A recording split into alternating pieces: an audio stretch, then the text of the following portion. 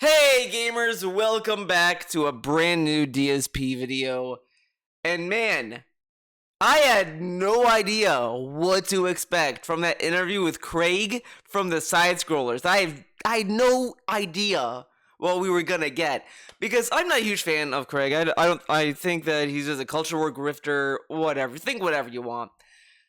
But you gotta admit, you gotta give the dude props for standing his own between the beef he had with DSP and vice versa during that interview because, you know, I would give anyone who I dislike any credit if they were to do something like that Craig did, right? If they had to be with someone else, they go on their show and they try to squash it, but then, they handle themselves pretty well. I'll give them props for that.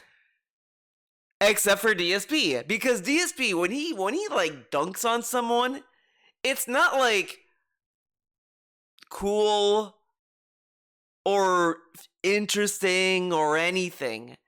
Like look at him dunking on for example, Dr. Disrespect or Keem before he became best friends with Keem. It's always like, yeah, this guy, he sucks and it's awful. I would never do that. I'm so cool. And it's just, that's not like endearing, and it doesn't make you look cool. It makes you look very, very lame and very pathetic and obnoxious. So that's kind of why, like, it makes you want to root against them, which is why I never give DSP any credit when he says anything. He could tell me the sky is blue, fuck him. I don't believe that because DSP is a liar, obviously, but he's just a shitty person throughout his entire being. So between him and Craig, two people who I don't really like, I do have to give Craig props because he at least handled himself throughout the interview and try to be fair to the guy. So let's just get through that. But before we get to the interview, look at this channel. Let's just do a channel audit, as they say. Let's go. Okay, let's start here because this is before the loading, right? Correct. We have him bragging about his analytics with a clown face with his tongue sticking out. So cool. We have him bragging about the June documentary. We then have a clip about the Suicide Squad being a failure because that's what DSP loves to do because he's. You know what? I'm gonna throw this in there too. Craig is a culture war grifter and all this other shit, but to a point, he at least is aware of the content he's making. Like, you may tell him, "Oh, we're making political content," he'll say no, whatever, but he does say that he does kind of go a step further and say, well, I do make videos talking about the current culture, whatever. So to a degree, he's at least aware enough to know that the videos he's making is about the current culture of things, whatever.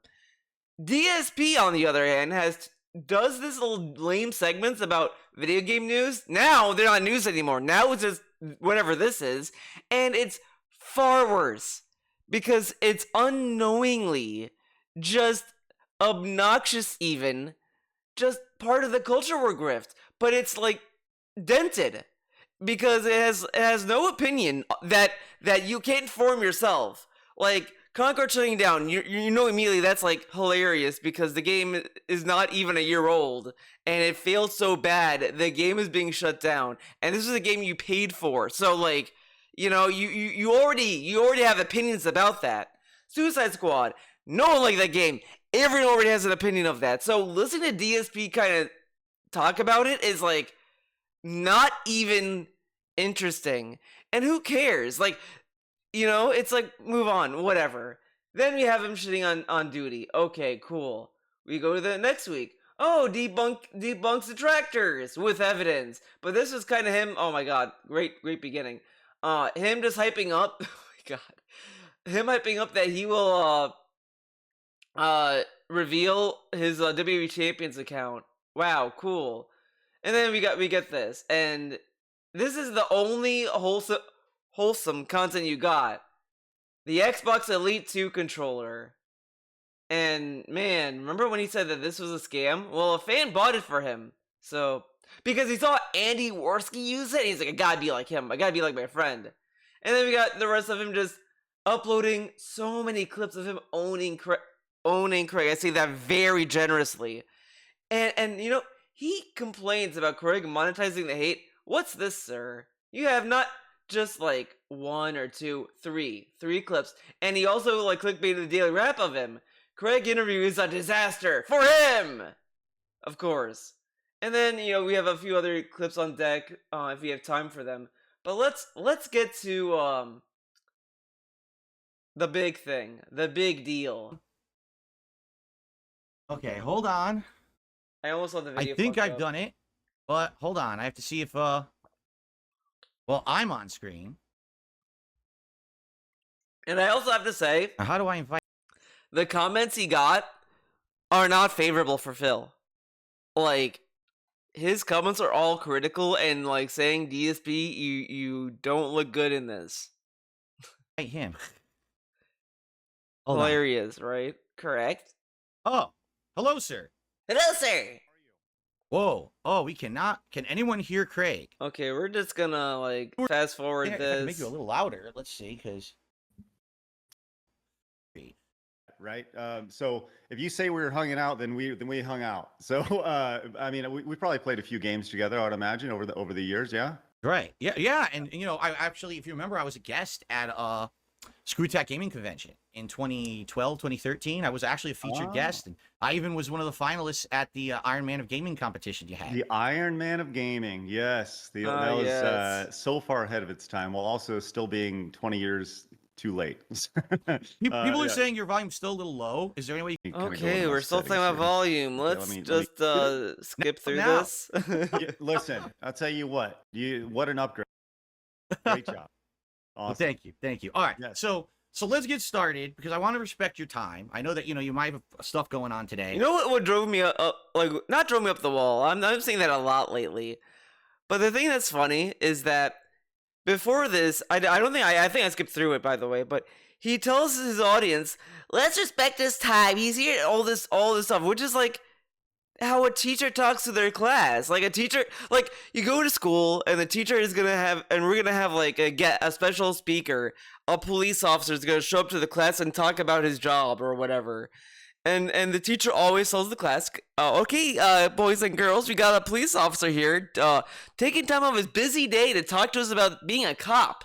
So, like, we got to respect his time, okay? Let's respect his time and not speak up, okay, guys? Let's this and that. Like, he gave us that speech, and it's like, how old do you think your audience is, Phil?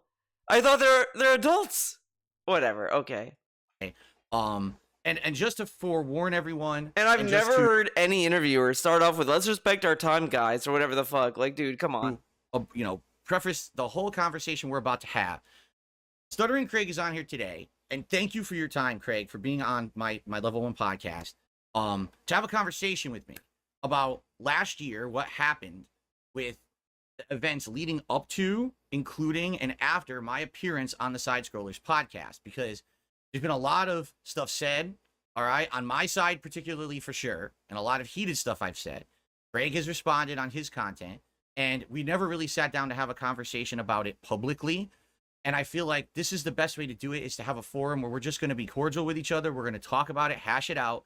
They're going to be very cordial. You're going to see how guys, who do you think is going to be more cordial, the guy or Craig? Let's just think about this for a minute. Figure out exactly what happened and figure out how to move forward from here. Literally, I just, again, the thing is, you always have to remind yourself, remember, this dude freaked the fuck out for being called cringe.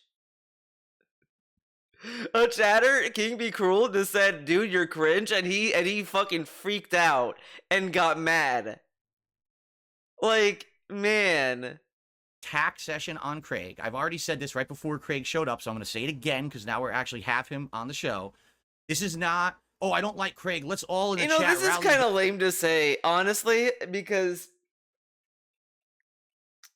against him and insult him and stuff. This is not, whatever. Let's all take pot shots on Craig. There is no surprise guests that are going to show up.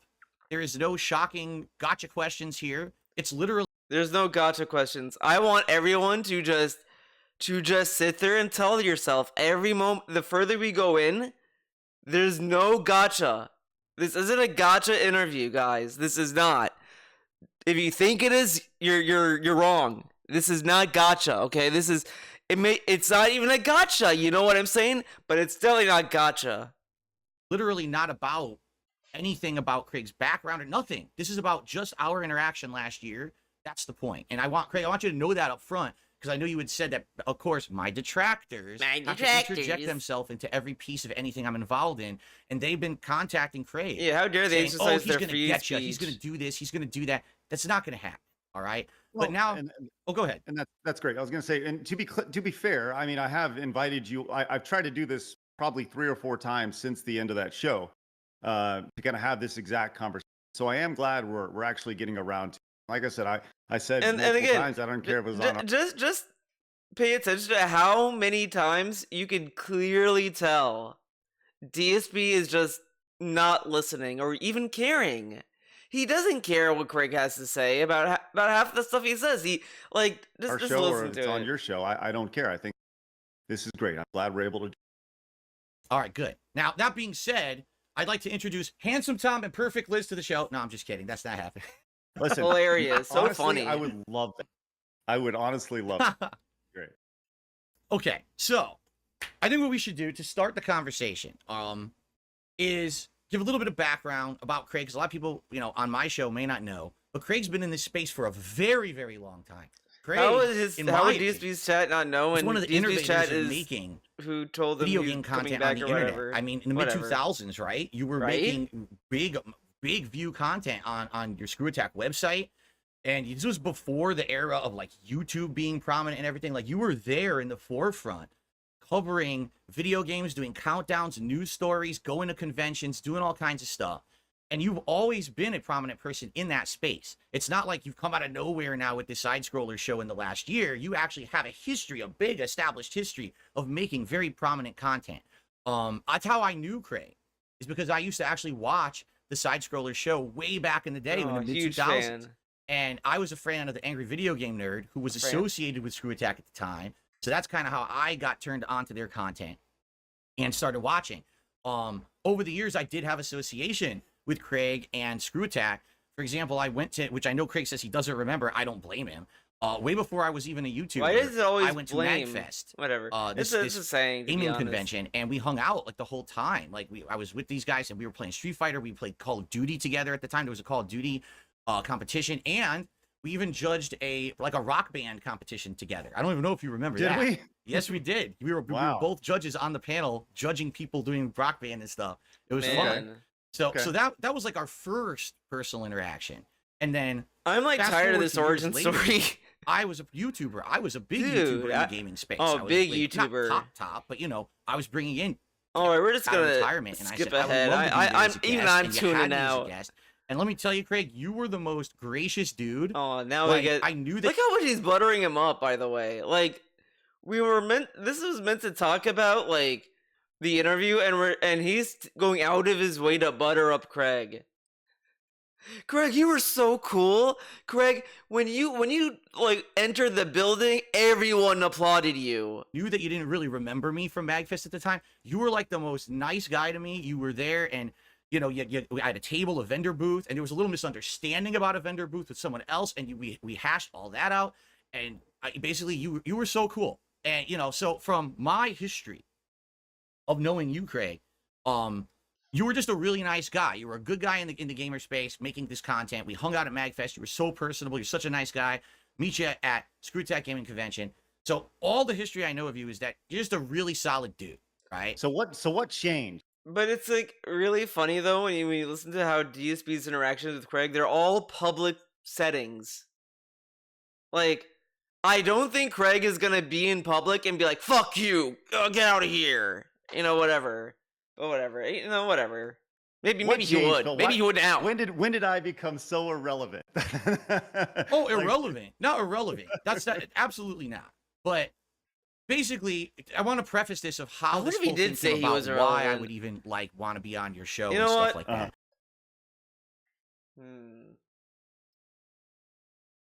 Let's see how lucky we're gonna get. Craig is irrelevant. Okay, good. I spelled that right. Okay.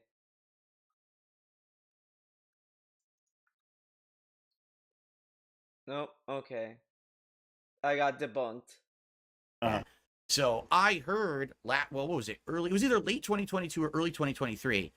I heard through the grapevine, hey, Phil, did you hear that Side Scrollers is coming back? And I was like, Whoa. no, I didn't know that. Let me check it out. So I actually did my research, and I saw that you had announced that you were going to bring back Side Scrollers. It was going to be a fun podcast about gaming and, all this stuff. And I got interested because I'm like, wow, that's cool. I used to listen to the show when it was audio only way, way back when, and it would be cool to see a revival. Now, I didn't know if you were going to have anyone back from the old show or anything, but I'm just curious.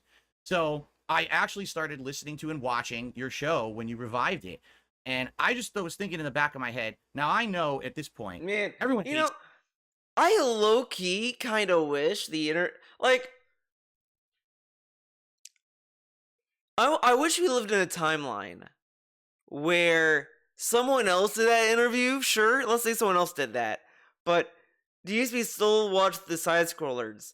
I wonder what his opinion would have been if he stuck to watching it as it went on.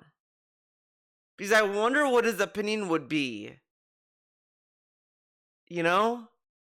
But we'll never know. We'll never know. hates me, right? Like, I'm the guy you love to hate on the internet. I'm the guy everyone dumps on as a content creator.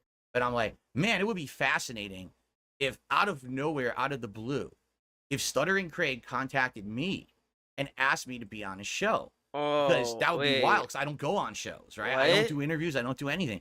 It would be such a cool thing for a guy from my past who, I have a good relationship with. I mean, it's been 10 years. Okay, I did not, think much about this. That's really creepy. He's pretty much saying, oh, it'd be so cool if Craig would email me. Since I talked to the guy. Dude, you weren't 12 when this happened. You were, it was last year. And he's acting as if oh man, it'd be so cool. What? It would be pretty cool if that happened. And then lo and behold, you actually did. And I never thought in my wildest dreams. Wow. So, dude, that's kind of cringe. He just sat there doing nothing, thinking that, oh, it'd be so cool if he emailed me, and then he emailed him wow, he really wanted to sound like an obsessed fan, if you will. So what I'd like to preface is that now we're getting to, talking about what happened last year. What actually happened that you reached out to me like that out of the blue after 10 years of no contact? Yeah, I think that, when Side Scrollers was starting, the show's evolved a little, right? Because it's now a decade later. Right? You can't be doing the same thing that you were doing a decade before and expect success. Evolving live. So, oh my Side God, Scrollers, dude. The old show used to be once a week. This 30, cutting. but that was podcast. I hope it gets fixed soon. Right? It was hard to Craig, your audio is breaking up a little bit. Yeah, and I don't know if it's your settings or your mic. It's kind of sucks. It is breaking up a little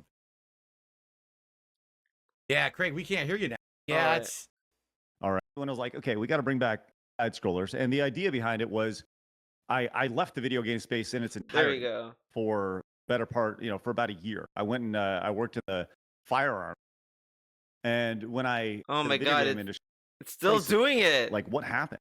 And that was the origin story for Side Scrollers. Mimic it after. I can't even listen to it. And I don't blame. Okay, this part I will give it to Phil.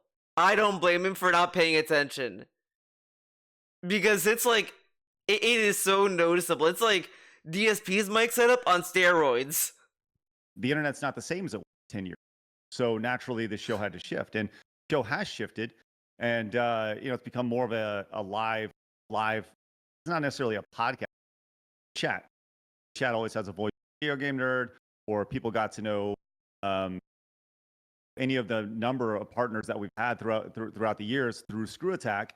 It's always good to grow through association, and we'll have guests every day. And we are rotating. When do they fix this? Rotating past characters, and that's where it came down from. I did a few interviews beforehand, and the idea was, well, I'll just reach out to everybody that I used to know and see if they're interested. So you were brought up, and Oh yeah, one I had throat not clear. heard or talked to you in a decade. As you said, I certainly didn't know any of the lore, and kind of really anything. I didn't know if you'd seen success on YouTube. I didn't know if you'd seen. I certainly didn't know about the detractor stuff. So that was, when we announced it, when I reached out to you, and you're like, sure, I was like, okay, cool. And the intention was for you to come on and just be a regular guest on the show. Right. And correct? keep in mind, I think we're like 2 weeks into the show. I think we launched February 5th. Man, he's still and cutting I think I announced out. you like the 1st of March, maybe like February 20th or whatever. And when I announced you, and I announced several people on that show, it was like, I remember almost immediately getting emails where like, dude, you sure about that? Like, are you sure? Do you know what's going on? I was like, no, I didn't know, your entire background. So then the flood of communication comes in, and some people are like, you should not have Phil on your show. You should not. And I was like, my thing is communication. I like having conversations, once again, which is why I've reached out to you, in the past about like, hey, well, let's just hash this out. Okay, And can this like so naturally, be fixed? people, they reach out. They're like, do you know this about Phil? Do you know this about Phil? No, and it became very obvious that there was a lot of lore to you and a lot of questions about it that people didn't either were assuming or didn't know the which is why I reached out. And I remember saying like, okay, listen, the intention was to have you on the show, but it's very obvious. Like, we just have this show, do a normal show, and not address the elephant in the room, which is, the fact that you haven't been on the show in a decade, that you have all these questions about mobile games and blah, blah, blah, and all this stuff. Like, then number one, it's a missed opportunity for you. And I don't want to be the guy who just like ignores all these questions, right? But like this is like a normal email. Like people get to say like, oh, you should do this and all this. And DSP kind of politely said, I appreciate that, Craig. We get to sell them like we agreed we will just do the normal show that we intended because I did not want to do it this way or whatever. Like it's just like insane to me that DSP doesn't he's not polite enough to like talk like that to another person, and he has no initiative about that, and instead he bases his decisions on how it will make him look. And it's like, yeah, but if you say something more like polite and like reasonable, it's gonna like carry enough than just saying outright no or whatever. But he can never do that. It's always extremes with him. So it's either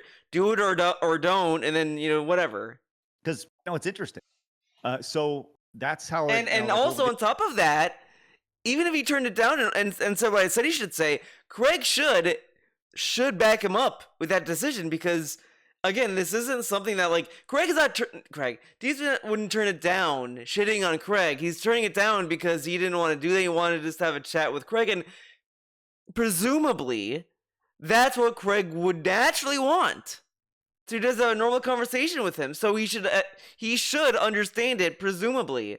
Like that, as I said before, it would be more alarming. Again, if Jesus were to say what I said he should have said, he would know immediately what Craig's intentions are. Because if Craig's intentions were to dogpile and shit on Phil or whatever, he would be insistent and not take no for an answer. Like, he would be like hammering to Phil, you need to do this right now. Like, he would start being more like pushy about it at a sign of resistance. But since the DSP just went all in, we'll never know if we have just what happened as evidence of what the intentions were. So it's hard to say, because a lot of stuff that DSP says is, oh, it's because like he wanted to exploit me to get views. Look at this, you never did this with Melanie Mac or whatever the fuck. But it's like, again, these aren't, we're not talking about those other people, and that's not really compelling evidence. Again, it would be more, he would have had a better idea of where Craig's intentions were if he just said, I don't want to do it. I understand that, but we agreed to this, whatever. And presumably he should be on Phil's side at that. I said this a lot, but it's like, it's worth knowing that's an option. Well, then we need to do an interview. And that's how the interview came about, right? And so we did the interview. You gave us 5 hours, which was very nice. I think you probably would have gone longer had everyone not kind of been tired. I mean, talking for 5 hours and doing that for 5 hours was a lot. Right. And you told us we were very professional. Yeah, you know really what? enjoyed I don't know if I said this back then, but it is like a DSP tactic to exhaust the fuck out of you. Like, that's like his game plan a lot of the time. And as I said, that's probably why, this is gonna be very mean, probably why Kat's fat. Kat probably could have said something that DSP just exhausts the fuck out of her, and she just wants to eat and be left alone, or whatever the fuck. Because DSP is a very tiring individual.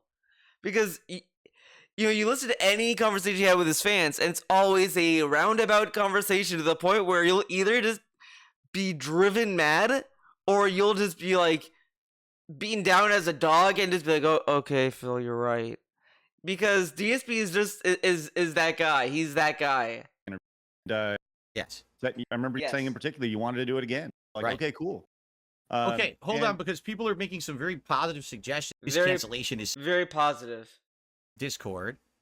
Let's see. Is that okay? So that leads us to we do the interview and right. Well, and actually, let me jump in because I do want to talk a little bit about my perspective going into this interview and the conversations we had. All right, because we want to be transparent about this, and I want to hear your perspective, and I wanted to give my perspective.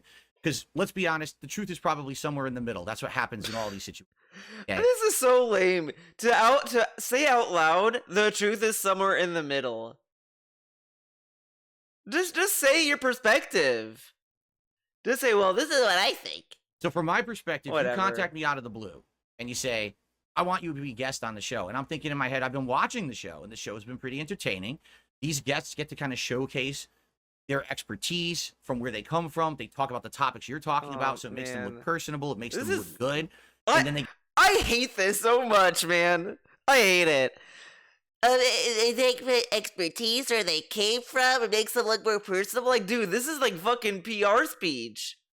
Like, what are you selling? Just be like, oh, the show looks fun. You guys talk about fucking video games. I don't know.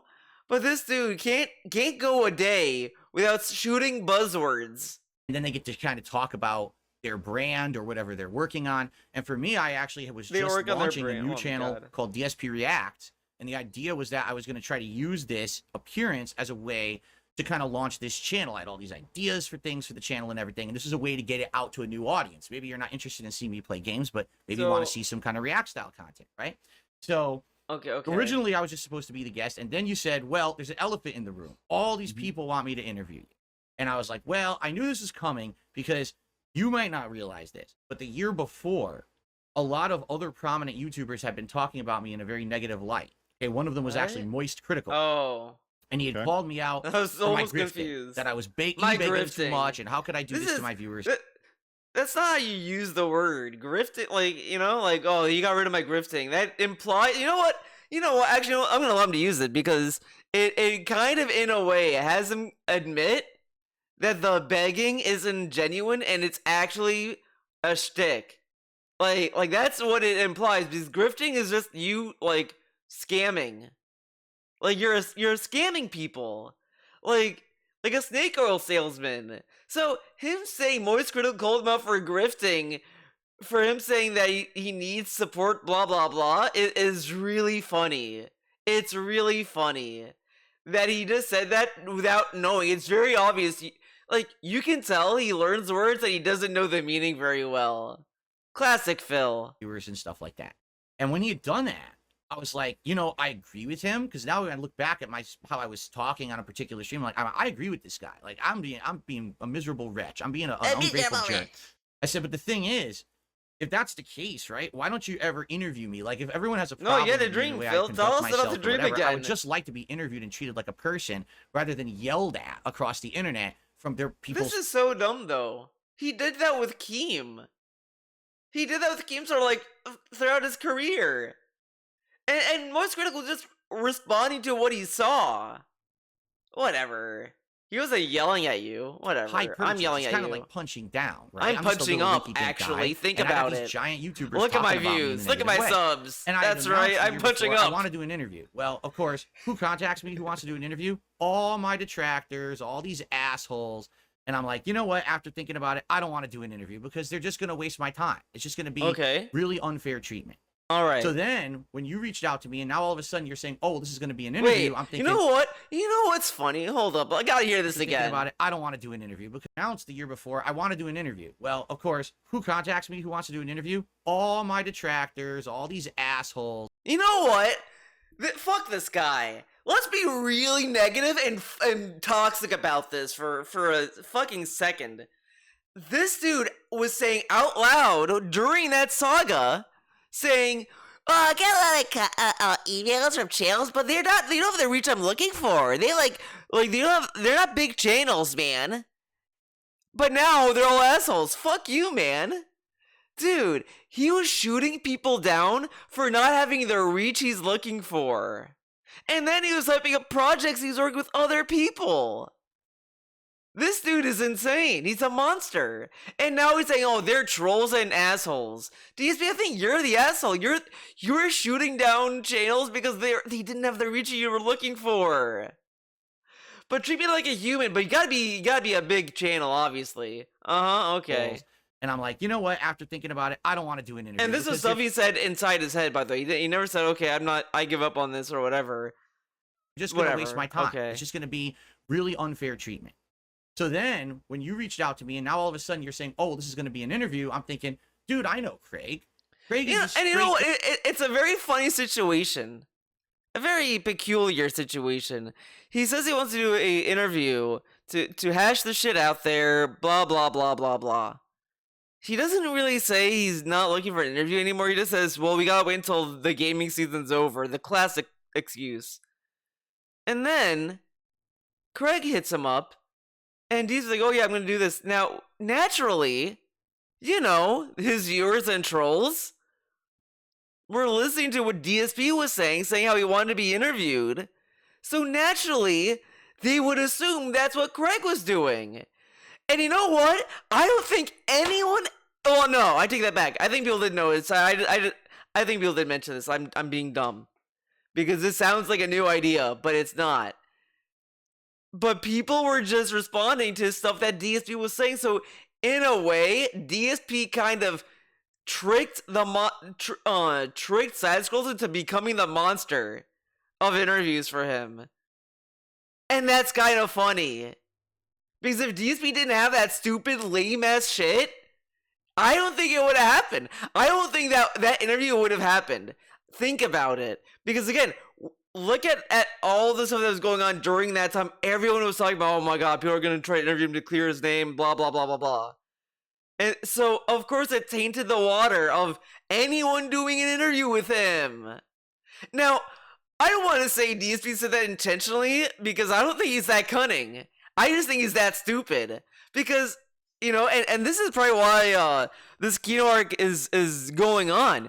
Because that's probably the earliest moment where you kind of tell DSP has an ego problem. Well, I mean, not the earliest. I mean, everyone knew he has an ego problem. But this is kind of when you started to see it, grow to problematic proportions. And now you see the fruits of that nonsense. Where Kino Casino was putting fertilizer on this problem, and we got this. This is what we got. Great guy, he's a straight shooter. He's not going to do anything to screw me during this interview. He's going to hit me with hard questions, and I want him to hit me with hard questions. I think I even had told you that previously when we were talking. So you can ask me whatever the heck you want. You might not like the answers. You said you wanted it to be the definitive DSP interview, right? Correct. And just to be clear, did I do anything during that interview that was dishonorable, or did I hit you at anything that because like I said, you finished that interview and you thought it was very fair. So yeah.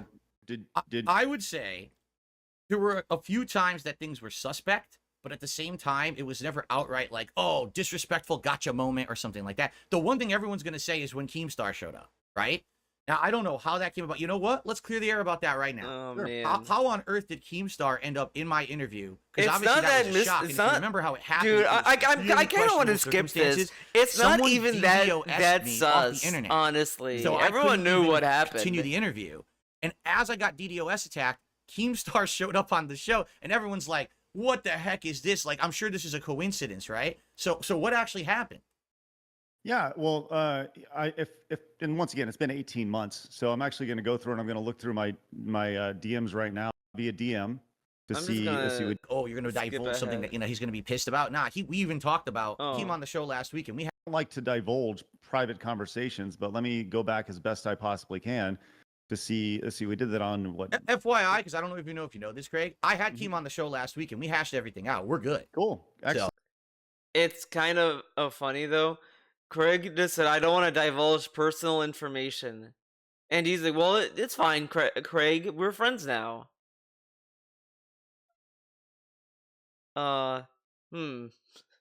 Excellent. There's no That- issue. There's no bad blood between me and him. Kind of has nothing to do with what Craig was saying, because what if like Keem DM'd Craig saying, I don't know, said something like personal. I don't know. So it's not like, oh, you're going to divulge something that he's going to be Whatever. pissed about. Nah, we even talked about the appearance and everything, why he was on the show. So it's all good. I So I then wanna why hear are from we your asking perspective him? how it- This Okay. is so lame. He's like, I talked to Keem about it. Okay, Craig, what do you think about it? Okay.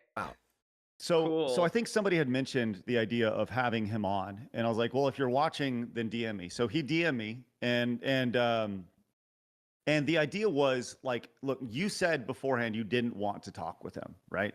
And I was like, fine, that's fine. Now, you said your internet went out, right? So that was like, okay, well, let's take this opportunity to, we got Phil here. Let's take this opportunity to bring Keem in, right? Because he had DM'd me, and he was like, let's talk.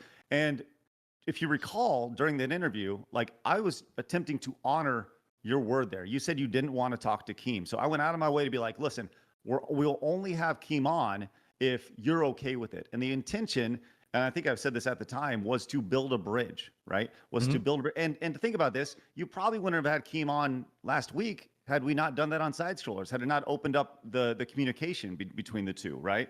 Maybe I disagree. I would have had okay. Keem on regardless. I don't think that Okay. him being This is such kind of nonsense if you think about it, because again, like last month, not that long ago, he was shitting on Keem in Lolcout Live, and then he gets him on his show. And the reason why he went on the show is not because DSP went out of his way for it. No. He did it because Keem made a video saying, "I love you, Phil. You're cool, and I'm a hater." And DSP was like, "I got Keem to see I'm cool. Gotta get him on." being on the interview had anything to do. Loki, it would be very funny. It'd be hilarious even for there to be a triple lap where Craig next year then like does the apology for Phil. Phil, I want to say I'm sorry. I told you to go fuck yourself and this and that.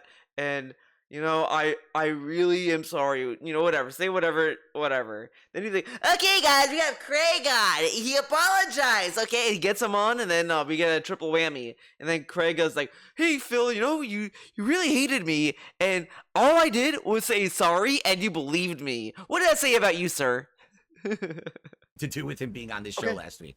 That's fair. Totally fair. But like I said, I'm just going off assumptions. I don't know. That's fine. I want to hear your perspective. So this Yeah. is good. This is good. So the idea was to build a bridge, right? And whether it worked or not, that's fine. So we had John, and when your internet came back, it was like, okay, I believe, and like I said, been 18 months.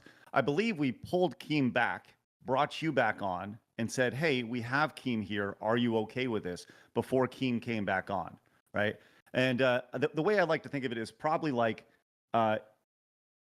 it's halftime of a basketball game, right? So you go down to the sideline reporter to talk to the coach, right? Or something along those lines. And you get there, and like Keem being the color commentator at the time to provide, hey, how do you think this is going type of thing, that's the best analogy that I can give, like off the cuff.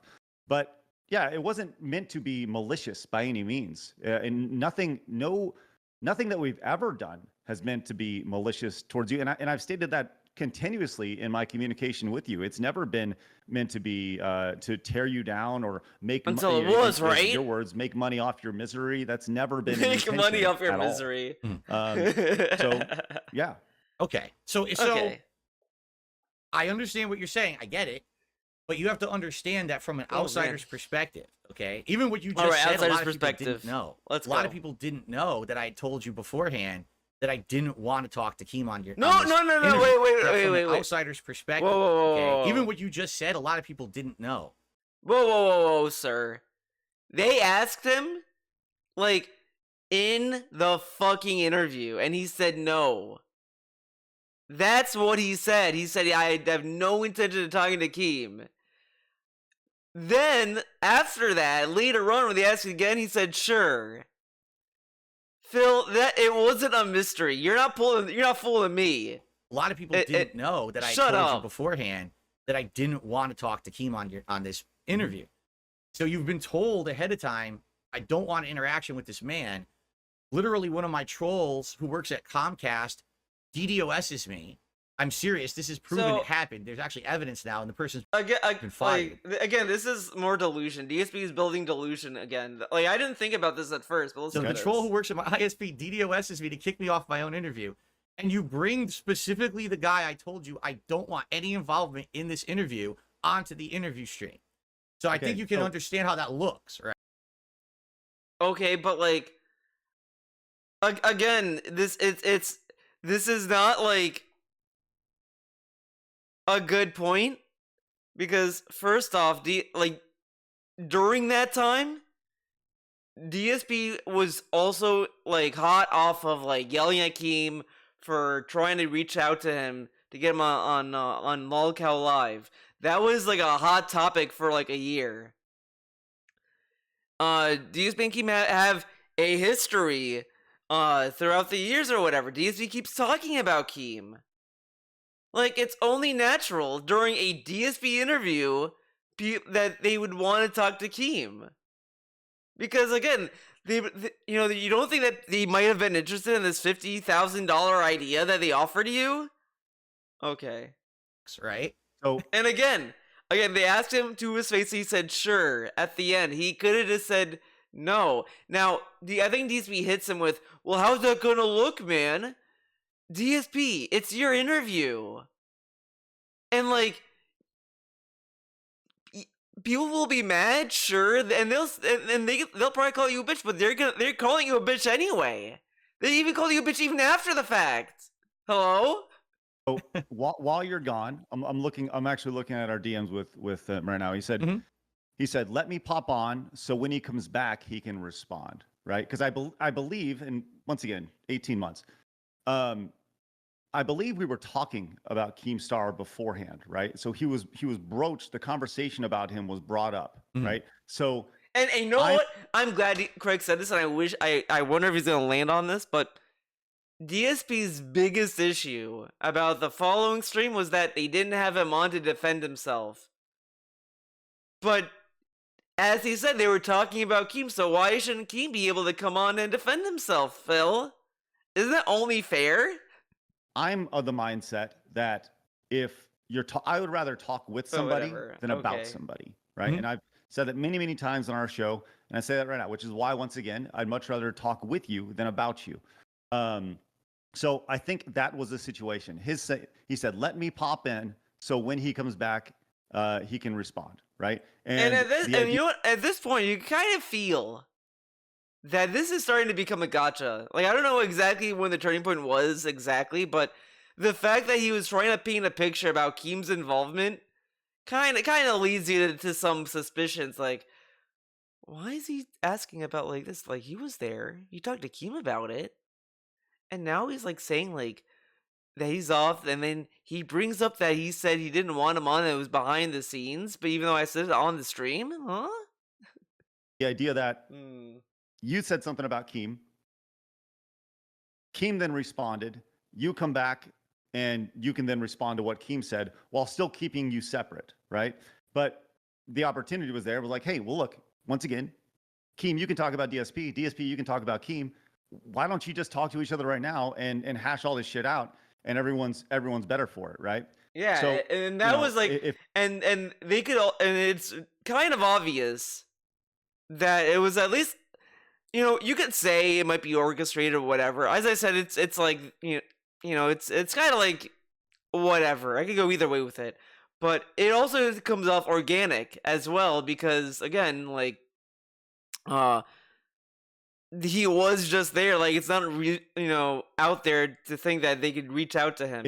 if you saw it as like I said, my goal ultimately wasn't to create any It's distrust like or anything. It was not here more nor meant to be there. a positive Like, experience, and hopefully it was. Okay, so from my perspective, all right, you're absolutely right. So I'm getting DDoS attacked. I come back. oh my and god. you ask me, hey, Keem's on the show already. Is it okay? Can we have him on? You absolutely did that. I can confirm 100%. I mean, it's already recorded, but yes, you did that. And that's very respectful of you that you did that. And I said yes. In my mind, I'm already desperately trying to get back on the show because if it looks like I cut out of the show, everyone on the internet is going to say I'm a coward. I ran from the tough questions. So I'm doing everything I can to get back as soon as I can. By the way, there was no tough questions at this point of the interview. At that point of the interview, they made fun of him fapping. And then he cut off. Like, that wasn't a hard question. They were like, just saying like, dude, you should have a shirt where you're like fapping. Again, like, The moment I get back, he's there. And it's like, I've already been grilled. And this is probably, a very stressful thing going on. I'm sure you could figure out for me. And then to now be presented with the man who I told you specifically I didn't want to talk to on the show. Yeah, it smacked me in the face. And then on top of that, you say, well, is it okay? Now, what if I say no? Again, now that makes me look bad. Again, he's caring more about the public image. But again, if he said no, he could always say, we agree this is going to be a one-on-one or whatever the fuck. Like, we didn't agree on Keem. He only showed up because I was cut off or whatever. I mean, or the DDoS attack, whatever. Like, people will say whatever. Again, like, he thinks way too much on public image on innocuous things. Like, it blows my mind. He sits there like, well, what if I look? What do I look if I do this? If I do that? But when it came to being told he was being cringe, he didn't think, how would it look if I yelled at this viewer and told them to eat my shit? I'm gonna do that. Like, this mindset is really sporadic and it's dumb. It comes out in dumb situations because again, if he said no, that's what they agreed on. Like, it's a literal deal with it situation. The thing DSP loves telling people is to deal with it. And that's what that situation was. And he's like, well, you put me in a in a difficult position. But guess what, dude? You could say no. And he could say it politely. He doesn't say, no! He could say, no, Craig, I think we should just focus on the questions you prepared for me in this interview and not derail and have another segment that we didn't even plan on having. Because how deep were they initially planning on going with the Keemstar stuff? Probably not far. But whatever. I look like I'm the guy who doesn't want to play ball, who isn't willing to talk, who's just this dude can be like peer pressured so easily, it seems. Like, it's kind of scary. Like, I feel like if there's like two people in the room telling, like if PPP and Andy were in that room and they gave him a joint, he'd smoke it. They could pressure him to get high, probably. They could probably do it, even not in the room. They'd be like, come on, King Phil, grab a blunt, Phil, it's legal there. Yeah, oh, he's gonna do the King's blunt. Yeah, like, and then he's gonna do it, and then he's gonna throw up on Jasper or some shit. An obstinate jerk who just wants to, have it his Poor way. Jasper. So Get him out of I'm there. going to say yes. Save Jasper. Now, in reality, save Jasper Kitty. Did anything come out of that conversation with Keem? No. What No? happened was we went back and forth for like 5 minutes. Nothing came of it. Nothing came of it. Again, he didn't really give a fuck. And then he plugged his Happy Punch boxing. Okay. And that's what he focused on. We're not gonna focus on like Keemstar pointing out his hypocrisy with how he reacts to trolls or whatever the fuck. We're not gonna like look at that. That's nothing. Okay. Which is really the reason why he was on the show. All right. That's why he wanted to be on your show, to plug his upcoming content. All right. He did want to talk to me for sure. That's true. But he definitely was on the show to plug his content. And that's But you were literally also there to plug your content, so But again, he was brought up anyway. what you Whatever. allowed him to do is do an advertisement. Okay. So, okay, real quick, and once again, it's been 18 months, it's been a year and a half.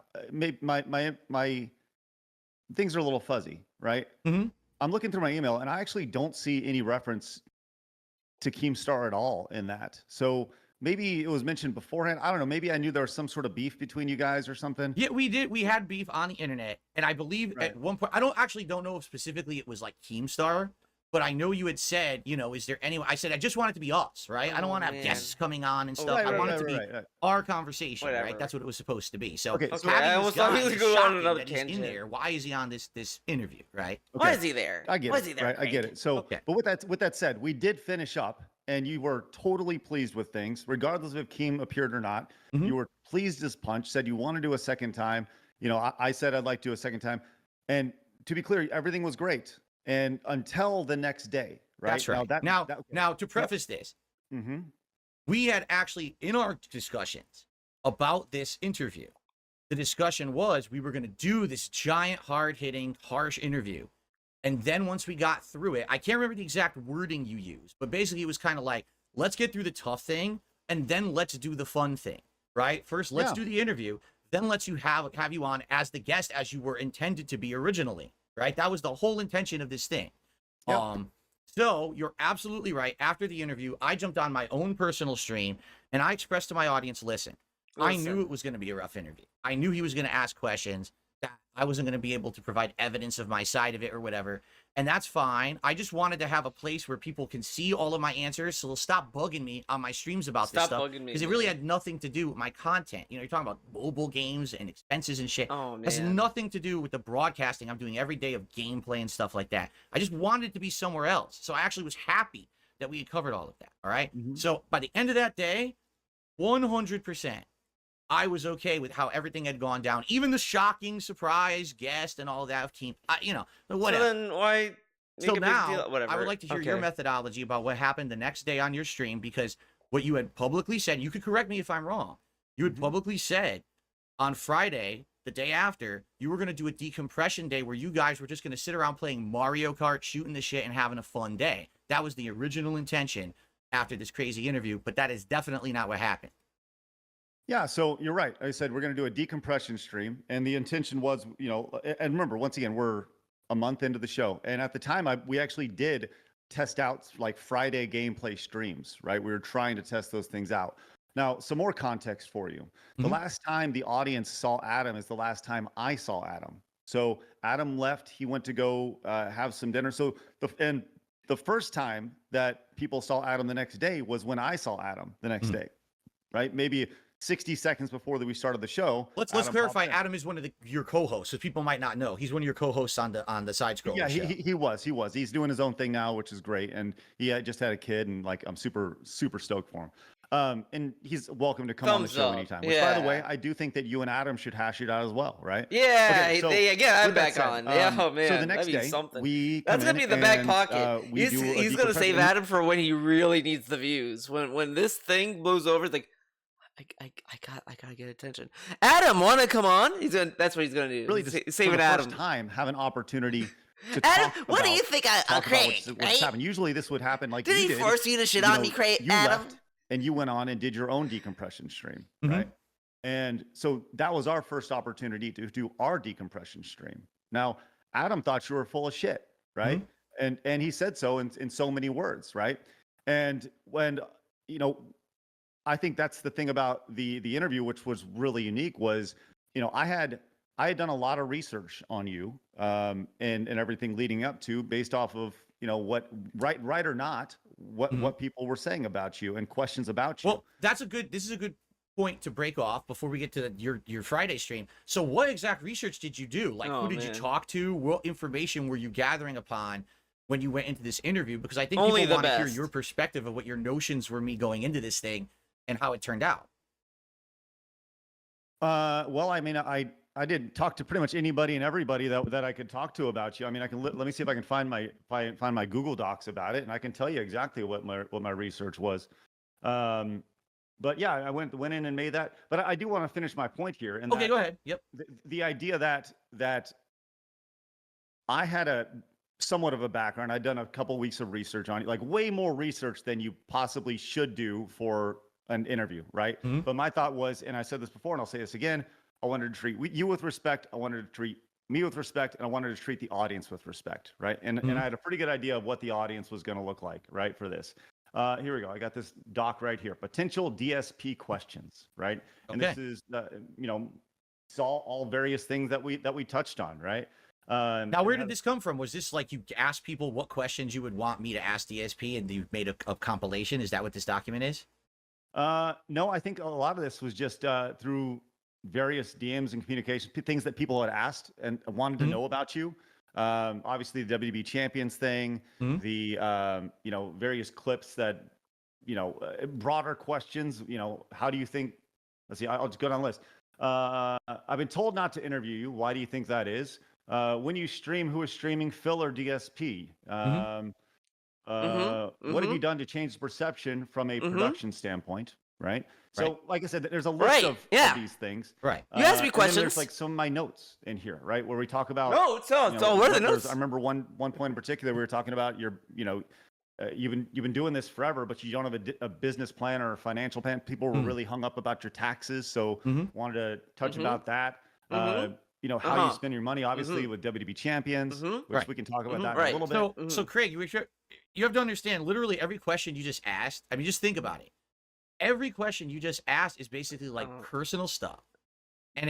Well, get this though. Get this. He also told us that like there was a big elephant in the room, blah blah blah, and then he said like, oh well, this is a good place to finally get it over with and like clear the air and this. That like DSP agreed to this.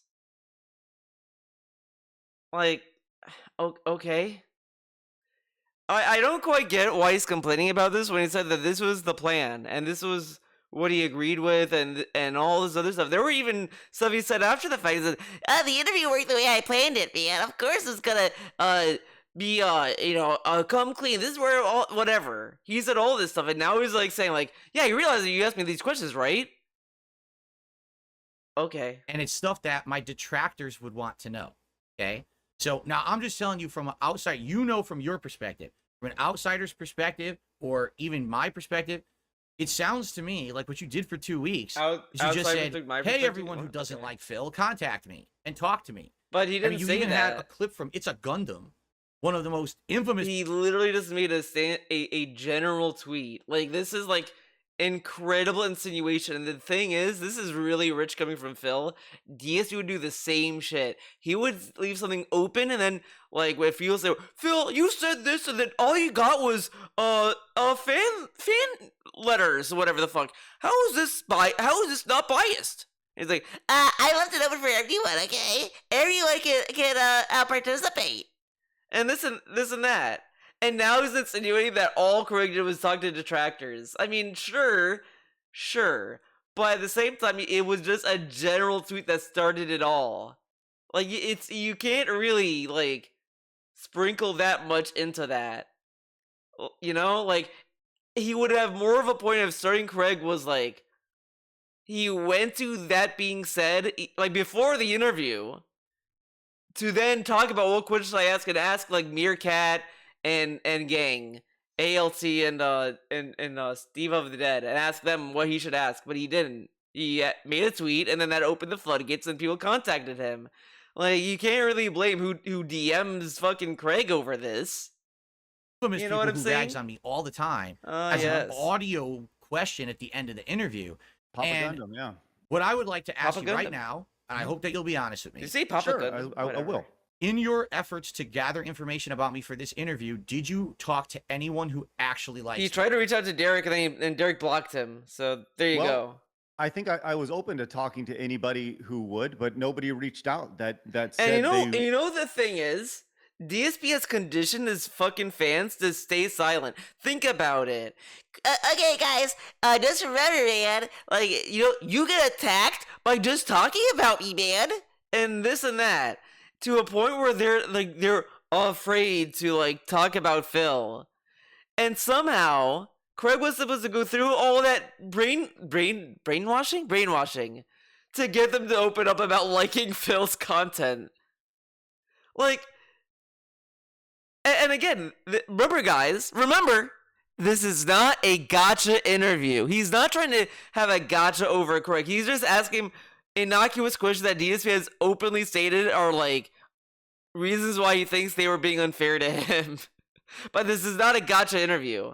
Really liked you. And I don't mean that negatively. I mean, I said I was. Oh, no, there's a good reason for it, and I'll explain it in a second. But, go ahead. But so with that said, like, when you say you're going to do an interview with somebody and you say, hey, I'm open to talking to all people. If there are people who go out of their way to like you, they didn't reach out to me, right? Okay.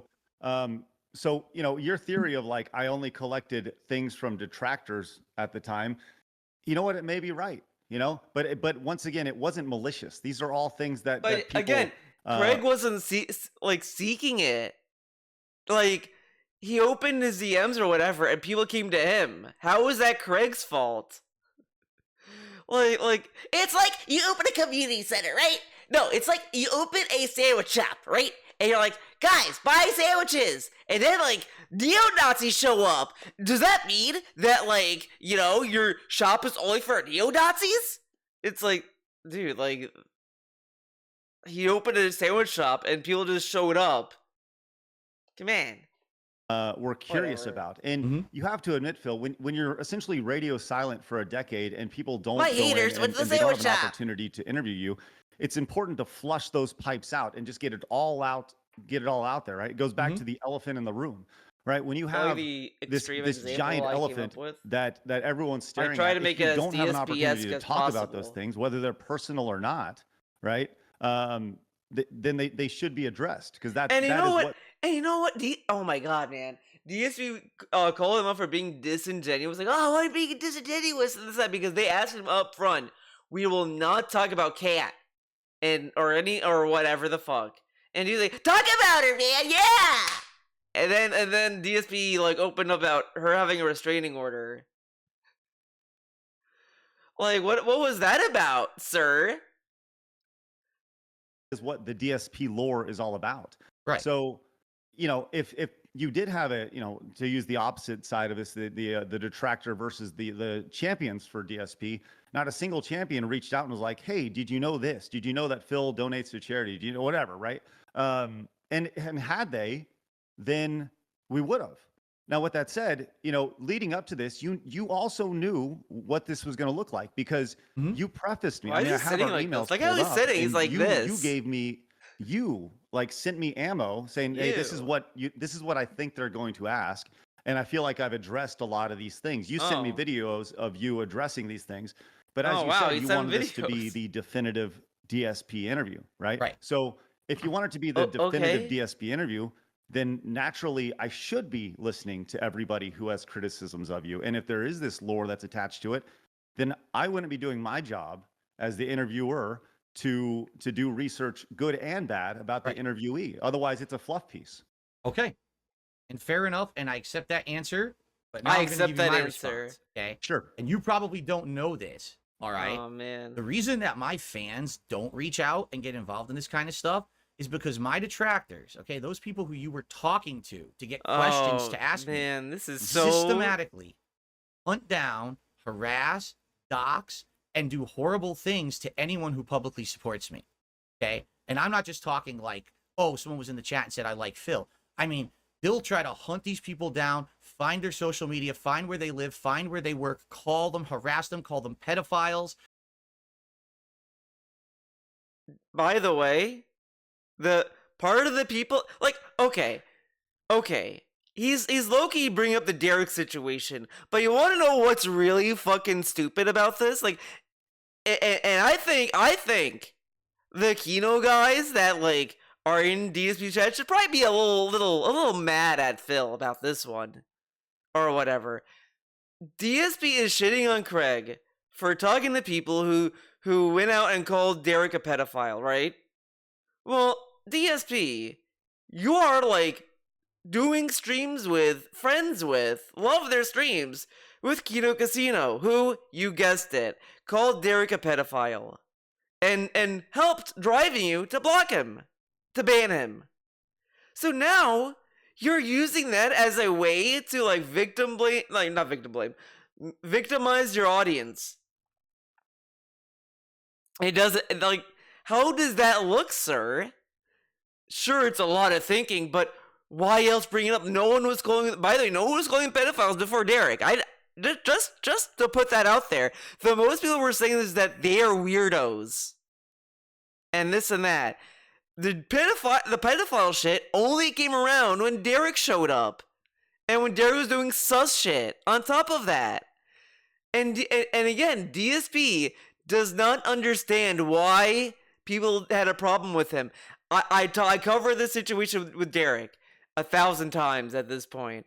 But this dude, even if we just ignore the problematic stuff about Derek's life, he still should be banned. Because he was spamming. But he never got banned. He just got passed. And then people found this other stuff that's like, this is problematic. You really want this part of your community? And he didn't care. And now he's saying, Greg, you're talking to people who call this guy a pedophile. You know that, right? DSP, you're friends with people who did that. Like, his entire chat was jumping up and down when he was banned. And now he's shitting on that. Huh? Like, wow. Do horrible things to them. There's been supporters documented who give me a $100 tip. And again, the stuff that like that happened is kind of different than like actual fans. Like, you know, like it like why hasn't every DSP fan, every single one been doxxed then? Like, a lot of times the people who are doxxed are people who are like antagonistic or shit on trolls or whatever the fuck. Or they're just generally weird. Like, Slayer's a very unique individual because Slayer just is Slayer. You just Slayer things. And then they get hacked and stuff. It's really, really messed up. I mean, case in point, Craig, do you not remember? Maybe you don't remember this. It was like a week or two before the interview. They tried to dox you. You remember that, right? And I told you about it. I said, just so you know. Why are you smiling about this? He looks so excited about telling him this. But the thing is, like, again, this is internet shit. Things happen on the internet all the time, and it's not great. I mean, again, it doesn't mean that, like, how was Craig also supposed to know the detractors he was talking to did this? I mean, this is a hive mind, and I love that he watched the June the King documentary, and in it literally says that DSP paints all detractors the same, and that pisses off the detractors, or whatever the fuck. And DSP had nothing to say. But because he loves doing it. It's so easy to shit on detractors for him. Address on the internet, and I don't think it's real. And you know, they did it to you. So if they're doing it to you, obviously they're not going to. My fans who like me are not going to speak up in a public venue like that and be like, "Oh yeah, now I want to talk." But how was June able to talk to his fans? Now, of course, CSP alluded that the fans that June talked to were not real fans, which is a very cool thing to say. Honestly, if I was a DSP fan, I would be so happy that DSP thinks I'm a troll just because I showed up on a June the King documentary. And apparently, and I think it was because they called him autistic, and DSP probably did not like being called autistic, but whatever. So how was he able to do it? Again, Craig, I assume, has an email. Or he has Twitter DMs. They could have easily just DM'd him. Or, I don't know, they could find some other way to communicate. But no, and DSP said we're all too stupid. We all don't understand how the internet works. Talk about Phil. No, they'll watch me. They'll silently support. Again, there's been other DSP fans that have been vocal in support of him, like Habib Gaming. He responds to him. Why hasn't he been doxxed? Unless he was, and I don't remember. But I don't think he ever was. Me, as they have done for a very long time. But they're not going to put themselves into the line of fire of these already deranged people. Okay? And you maybe didn't know that. So I got to give you the benefit of the doubt here that I got to trust you. Oh, that you were doing what you thought was fair. I love he says this out loud. Like, it's not assumed. Like, he's like, well, I gotta give you the benefit of the doubt. Like, he's really just laying it on him. Like, I'm being nice to you right now, Craig. Just keep that in mind. I'm being nice to you right now. I'm trusting you right now, Craig. But A lot of people were going into that interview thinking, okay, he's going to ask tough questions. But at the same time, maybe we'll talk a little bit about the positivity about Phil's 16-year history on YouTube, the good old days, or even what's good about what he does today, how he's improved, stuff like that. Like, there was none of that. It was literally just like negative, negative, negative, negative, negative. But now, again, like, it's not really fair when DSP's answers really weren't like satisfactory and they were kind of like not genuine and it was deflective. Like, it was all over the place. And if he didn't want to answer these questions, then why did he accept the interview? Like, come on. DSP says this about, like, he knows the detractors and this, that. If that's the case, then why did you accept the interview? Why is this a surprise to you then? I told you I was okay with that.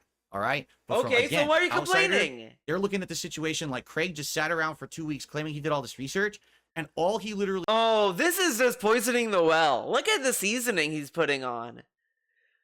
He's trying to make Craig start to doubt questions like that and think, oh, is this negative? But it's like, you could argue the $5,000 in business expense is a personal question, and whatever, because no one asks anyone about their finances like that. And that's so sure, but DSP makes it a contention. Like, again, as I said in the last video, he doesn't really look at the big picture of what people see when they look at him. He's complaining about he needs money to pay the bills, and then they find out that his business expense is $5,000. Like, you start to ask questions. Literally did was talk to the people who hate Phil the most, compiled it into a ball of negativity, and threw it at him.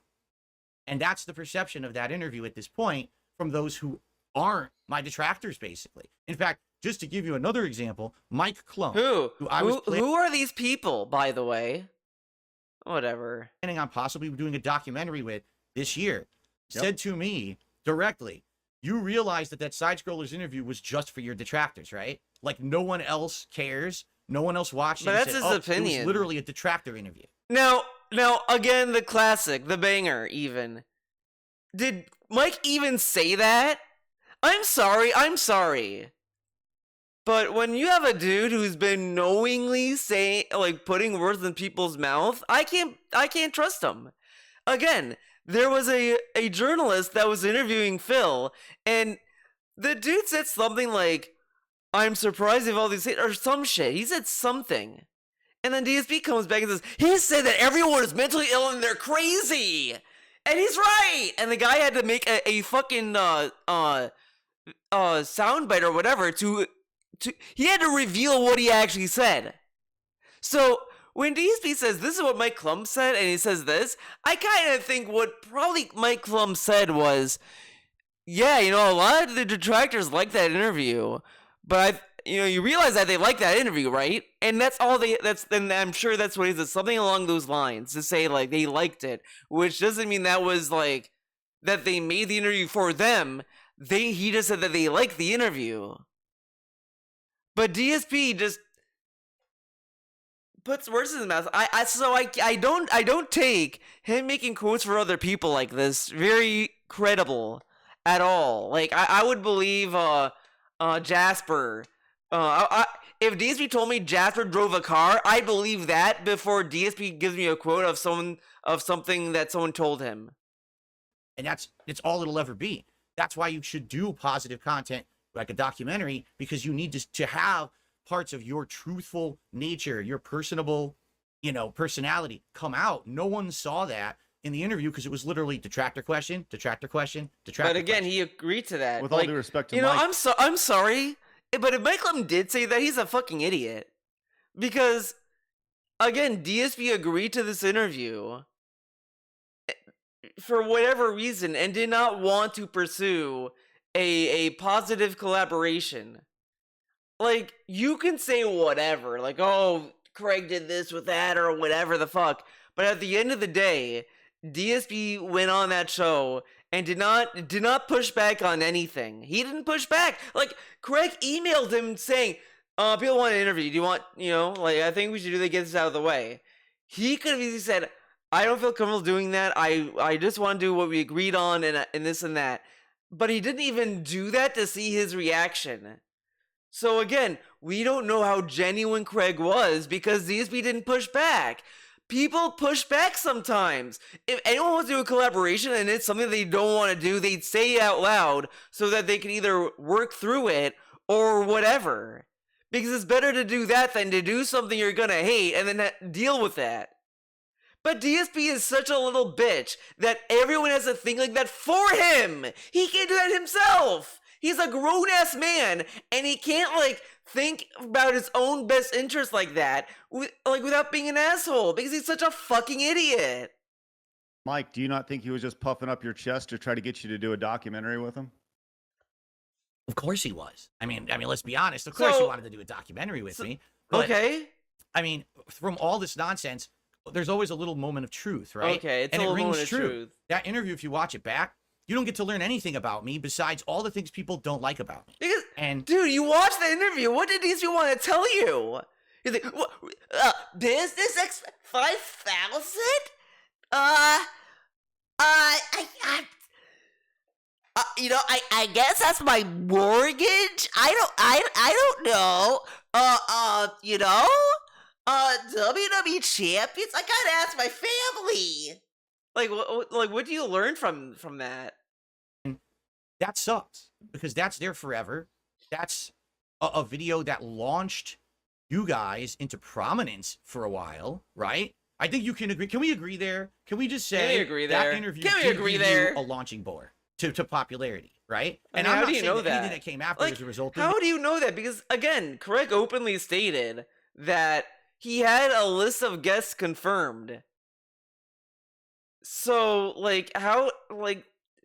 so it was kind of clear it was gonna be successful. He had the AVGN lined up ahead of time. Okay. of me. I'm not.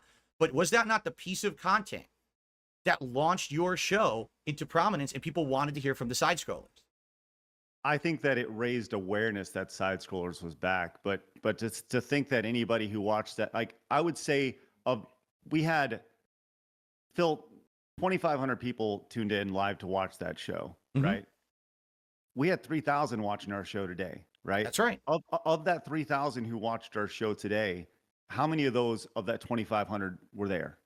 Probably I don't zero know. because your show Right. today is a different show. It's completely Right. different content.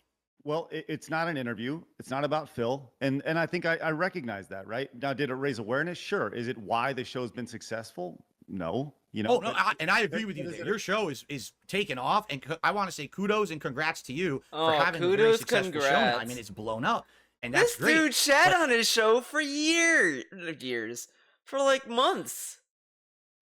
And then oh, see what they're doing now? They gotta do this to stir the pot. Whatever. People didn't know about side scrollers until my interview. Is that a fair statement to say? it raised awareness. Yeah, absolutely. Okay. But just like our interview with the Tetris CEO or us talking about Concord or Dustborn or whatever, once again, the show was changing at the. We were trying to figure out what Guys, the they show got David was, Jaffe and it on took- their show because took about a year DSP before we was figured there. out what That's the show why. was. Yeah, you remember you were saying David on the Jaffe show, was like, DSP was there, I gotta be there and now too. it's it's completely flipped. That's mostly what you're talking about these days. I you know? disagree. I don't think what we talked. It's so funny to me. You look at both of them, and the way they use political is ridiculous because, when a game like Concord or any progressive themed game, Last of Us 2, whatever, they always say, "Oh, they got political, this and that." But when people say, "Oh, they're kind of political," oh, it's not. We're talking about the culture stuff. I think that's more honest. But again, as I said, Craig at least understands the kind of content he's uploading. Yeah, I just don't think he likes the connotation of being called his content political, whatever, which is fine, whatever. But DSP is just throwing that label out there and just that's political, and it's what do you mean? What we talk about is politics at all. I think we talk about the culture of this stuff. Very rarely. Fair enough. I'm okay. Not hardcore. I think that's why it's agree. more apropos to say that it's more culture war shit. You know what I mean? That's kind of why I did not give a fuck about the side scrolls after that interview. It's this is that kind of channel, the Quarter Pounder. With you there. Very rarely do we actually talk about Democrats or Republicans or anything like that. No, we talk about the culture associated. Culture, I get it. which I think Do you get from a video game You know, perspective, I is love way he says this, but then later on says, "Oh, you're political anyway." So he doesn't get it. He's just saying that because he doesn't give a fuck. He's not really paying attention. more important than whether a game gets a 7 or an 8 in a score. You know, Yeah.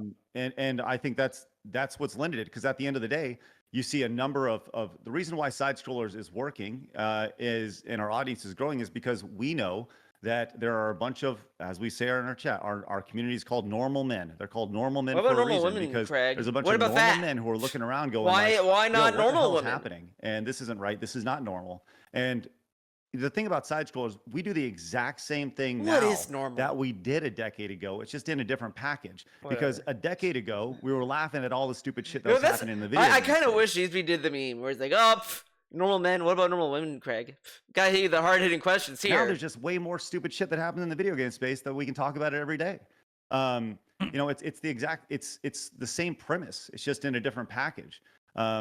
So, anyways, with that said, like I said, the show was evolving, the show was changing, and you know, we haven't done like an interview on the show in I'd say almost a year.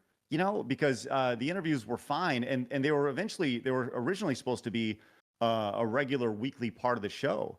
But once again, it takes a while to figure out what the show is, and now we have a good idea of what the show is, who our audience is, and we're there. Now, once again, did those interviews help raise awareness? Absolutely. But I can't, you know, I'd say it's a chapter of the side scroller story, and just as Right. side scrollers is a chapter of the DSP story. Sure. I will agree with you on that. The show today has nothing to do with me. I'm not trying to take credit for it whatsoever in that regard. You've done good for yourself, putting it in its new own space, and it stands out. Okay. So, But why getting do you back to shit now, on 'cause it? we did Like, get derailed dude, you there told me talking to about the to beforehand. suck So the Melanie interview Mac. happens. All of a sudden, all eyes are on you Like, guys. the way he because you said did that, this by in the way, I just keep thinking about that. It's like he doesn't know Melanie Mac is a person. Because he kind of just says it like Melanie Mac is like food or something, or a toy, I don't know. interview with DSP. Friday is supposed to be a decompression stream with Mario Kart, but instead it turns into something else. So now let's get into this. So what actually went down on that Friday show for you? Yeah, we went in, we talked about things, and we do what we do every day. We just talked about what's in the news. The difference was that we were the news, and the interview was the news in the sphere. And people wanted to hear our thoughts about it for the first time, and that was the first time we'd got together. So, you know, you listen to your audience, and when the audience says, "We want to hear your thoughts about what happened yesterday," you do that.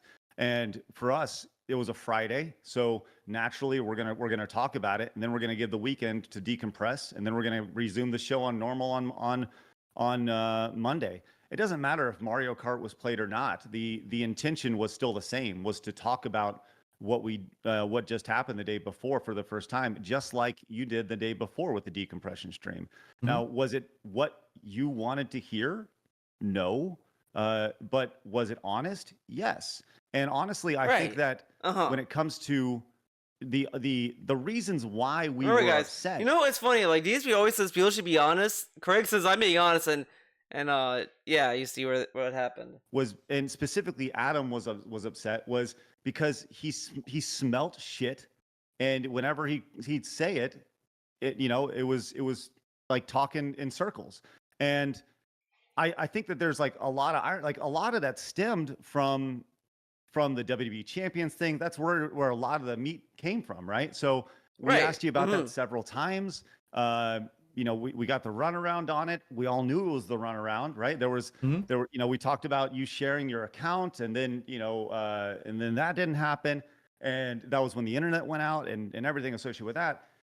And so, you know, we were upset about it, right? Because we smelt the shit. And I think that there's like actually like a lot of irony when it comes to this, and that like just was yesterday, you know, I get sent clips to you all the time, and leading up to this especially, you know, where you talked about WWE Champions, and you said that, you know, you spent you know, forever lying about it, right? So Well, with arms that said, like, folded. do you Oh, think yes. that you know, you admitted to lying about this, right? Do you think that we had a right to be upset because we felt you were lying? We knew you were lying. You admitted to lying. Mhm. Do you feel that we had a right to be upset the next day? Well, let me. Okay. I love the question. Do you think we should be right to be upset that you lied after you admitted to lying? Now, I also want people to remember, fun thing to remember all the time. DSP despised, maybe not despised, maybe that's a strong word. He did have very, very strong words against Wings for lying.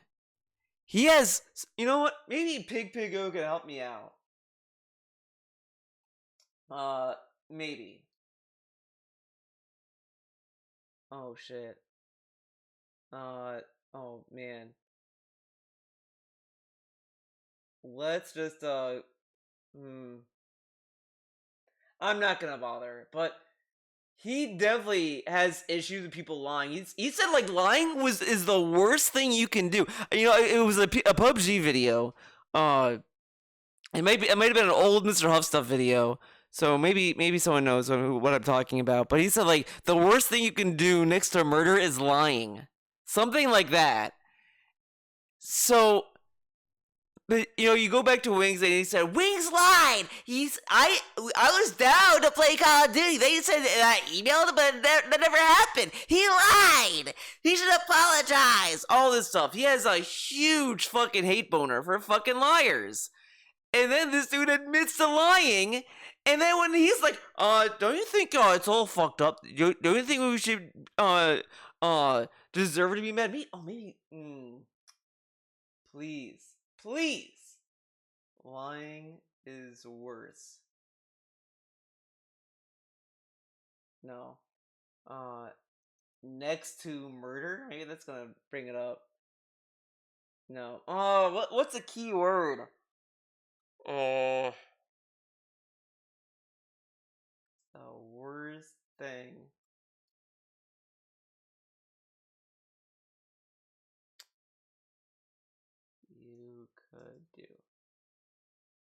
You could do. Oh my god, I don't remember. I wish I had the clip. Damn it. But I know it was like PUBG. He was like going on about like liars and like, oh, it's the worst thing you could do, or whatever the fuck. And this dude is like is being called out for lying, and the first thing it says, well, here's the thing. Okay. Let me put it into these terms. Okay. When a guest is going to be on a show and is going to be interviewed, and they know there's going to be hard-hitting questions, and that was all his previous. Okay, they know. Okay, established. All right, we knew all this was going to happen. Okay, that's why I agreed to do the interview, because I felt like this is going to be it, the definitive interview or whatever. Okay, never in my wildest dreams did I expect that the next day after the interview you were going to do that. You didn't even tell the public you were going to do that.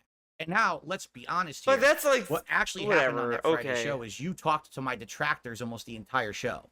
You were reading all of their contributions. Again, this is irrelevant. Legitimately, it's irrelevant. That's not even what Craig was saying. He said, "Don't you think we should that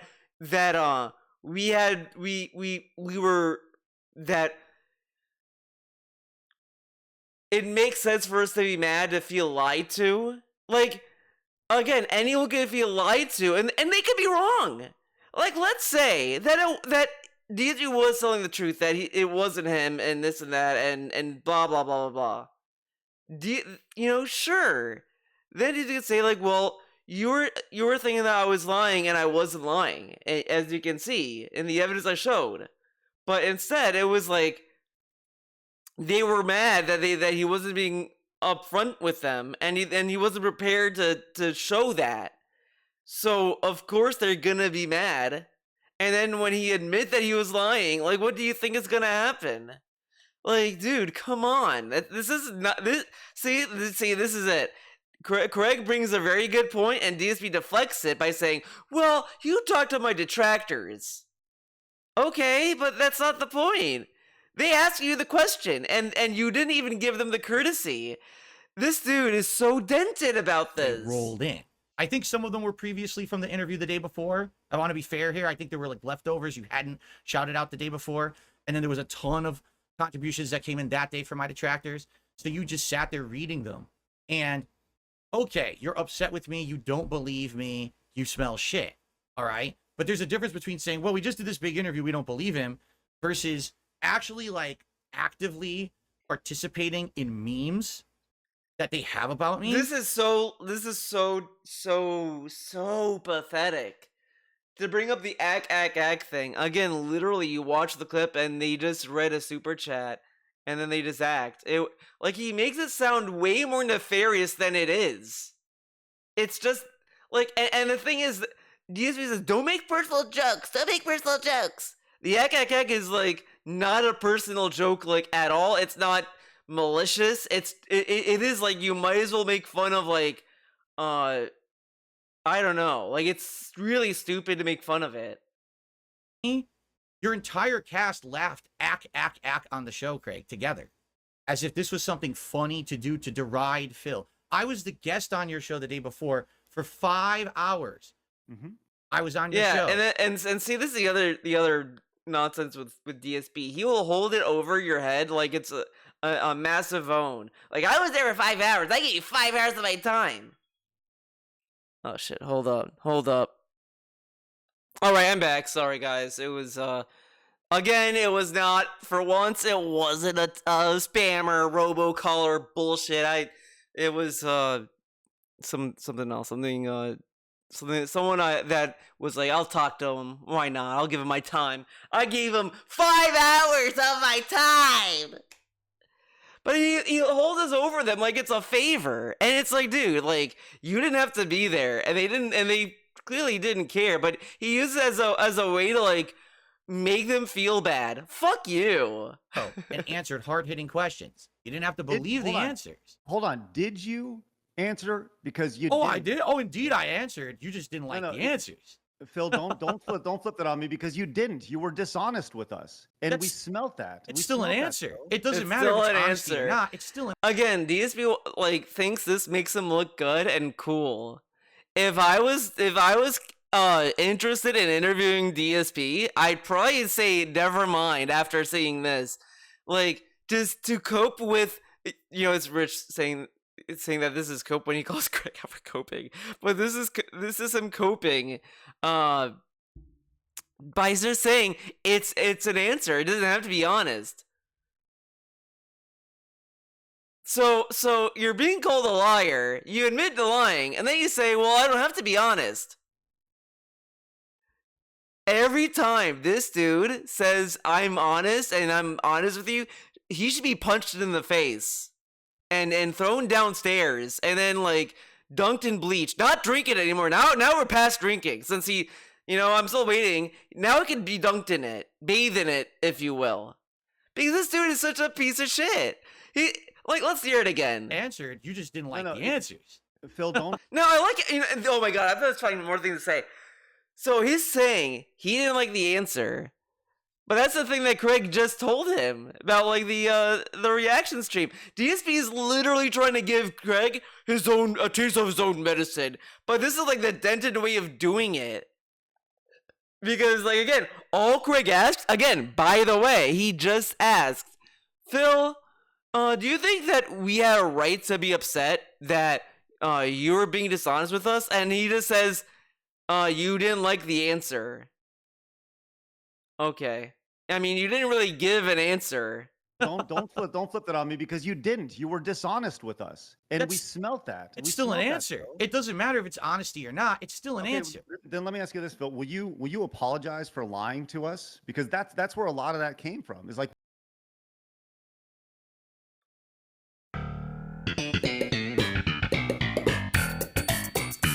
I guarantee you, you can go back into a lot of things. The moment anyone asks for an apology, DSP immediately gets angry. There's nothing in this world that triggers him more than having to apologize. This dude is in his 40s and he's acting like a child when you tell little Timmy to apologize to Mike. Like, that's DSP. He's in his 40s. The only reason he apologized back when Rich called him out about the Pokemon Moon incident, he didn't do it out of genuine care for his audience. He did it because it made him look bad. So, and his apology was garbage. But then when he's actually lying, he said he lied. Now this is the other thing. This is the other thing I'm going to bring up a lot probably in the future. If you're caught out lying and you admit to lying and you feel bad about it, genuinely bad about it, you're probably going to be very apologetic, and you're probably going to like try to rebuild trust with people and understand that you have to like build that back with your audience or whatever, for anyone for that matter. And instead of that, he like, that's why when you watch the WWE segment, he goes immediately back into like, well, why would I be lying now? I admit to lying. Why would I be lying now? But it's like, yeah, I'm not gonna trust you now. You like, that's why like when he did that, I was like, you can't just say this without any hard evidence anymore. Like, if he came and even if he said like, look, I bought this phone in January or whatever, gave us a hard date, it would have gone much farther that I got this back sometime, maybe days, whatever the fuck. Like, he gave vague dates. So it's like, I can't trust that, and I can't trust you. So why would I trust you now? You're not showing anything hard here. And it's like insane. And it's just, it's maddening when you remember that this dude demands trolls to come with like books of evidence, and then gets mad when they find evidence. But then this dude is sitting there like, why would I have to apologize? Like, dude, shouldn't he be more apologetic? Like you would think that naturally. Like, again, this is where this interview takes a hard turn into hell. Like, just like the other Side Scrolls interview, something happens and it never recovers. It just falls off a cliff and it dies. This is that happening again. Honestly, Craig gave him a very easy PR segment. He easily could have just said, yeah, Craig, I did lie. I lied to everyone, and I'm sorry. I know, I'm sorry. I could not be honest with anyone about this, and I kept it from everyone, and I didn't want to face facts that people found out that I was playing this game, and I was that account. I wasn't playing that account at the time, but it was wrong, and I shouldn't have lied. Like, he could have easily just said that, but no, because DSP cannot apologize. You wanna know why? He thinks it's a sign of weakness. He thinks that you only apologize when you've done something wrong. Now he has coped so hard. Like, I don't remember. I don't think he even apologized when he admitted it. I don't think he did. He never apologized. He didn't even apologize to his audience. And this dude has the gall to sit on his fucking gamer chair, high chair, and say, everyone should apologize to me. And he brags about people apologizing to him. This guy is unreal. As I said, you watch this guy, you become radicalized. This dude will radicalize you in ways you didn't think is possible. And like, this is probably, honestly, over the years, I've seen people just leave and say, oh, this is like insane, this and that. And this is probably why. Because it's like, this shit, like, it's this on its own is whatever, but it's the accumulation of bullshit over the years and the kind of person DSP is that leads to people being radicalized into hating him. It just blows my mind, and he doesn't get it. Again, all Craig said was, will you apologize? Let's hear DSP apologize. It's like, we knew you were lying, right? Okay. And I gave you an opportunity multiple times. I remember pleading with you, Phil, just come clean on this.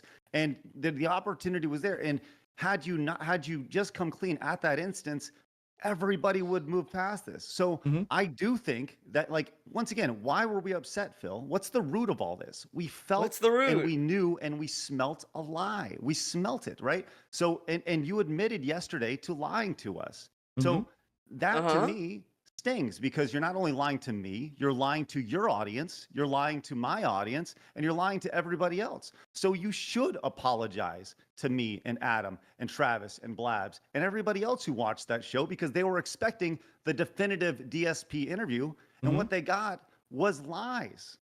That's not definitive, Phil. That's the issue I had with this. Okay, now since we're getting into the nuance of it now, The let's nuance. The nuance. Again, he just wants an apology. Now we're going to the nuance. DSP, find a bridge. The lies you're talking about are WWE champions. That's what The we're talking about. lies. Let's hone in on. But will you apologize though? Because that's Let's hold on. Let's go talk because the lies you're talking Look at this. Look at this dude controlling the conversation. about are WWE champions. That's what we're talking about. Let's hone in on. But will you apologize though? Because that's Let's hold on. Hold on, Craig.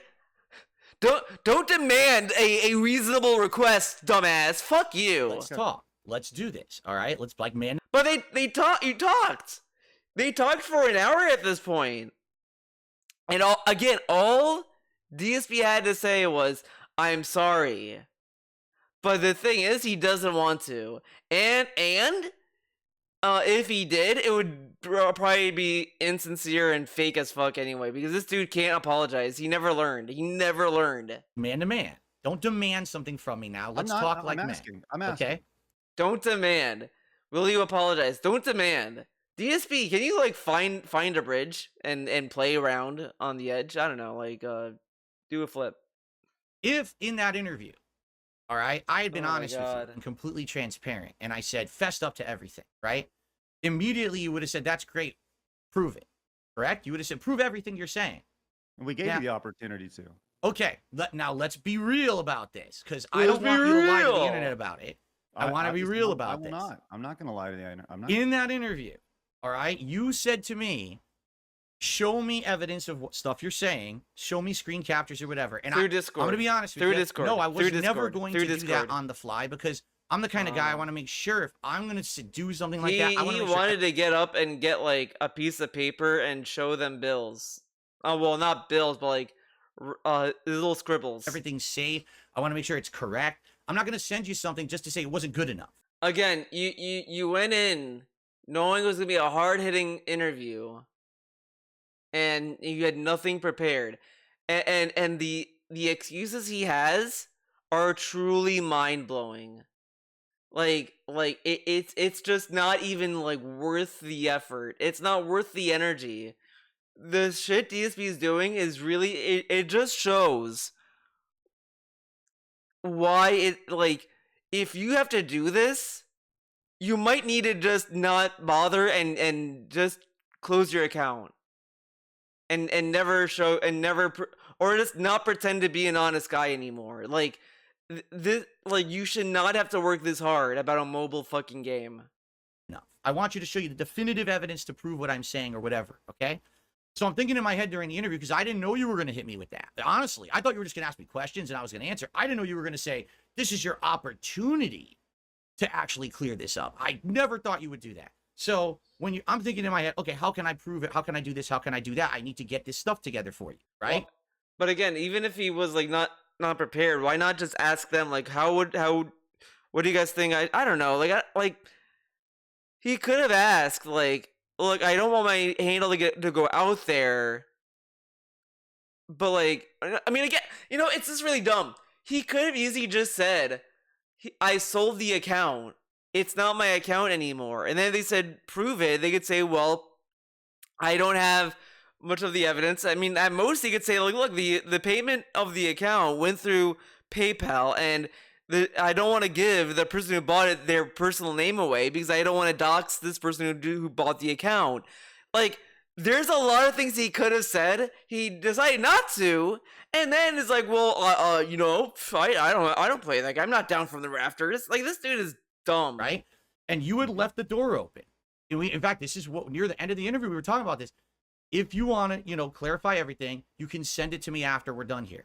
We even left the door open for that, correct? You remember that, right? I'm not making that up. That was correct. Right. And to be clear, I actually have our emails pulled up. Sure. Which if you have those pulled up, I think that you can read your part and I can read my part, just so everybody is on the same page and there's full clarity on all this stuff. Yeah. Oh, I don't need to read them. I know exactly what they say. Well, I think it's important just so this is us talking, but Yeah.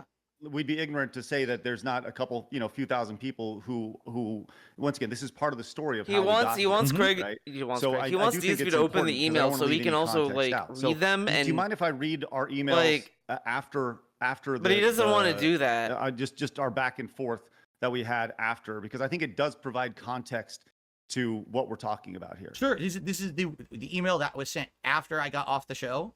Yeah. Because yeah. I believe there was an email then, and then I emailed you again after I'd eaten dinner about, are you available? Are you going to be checking this email box?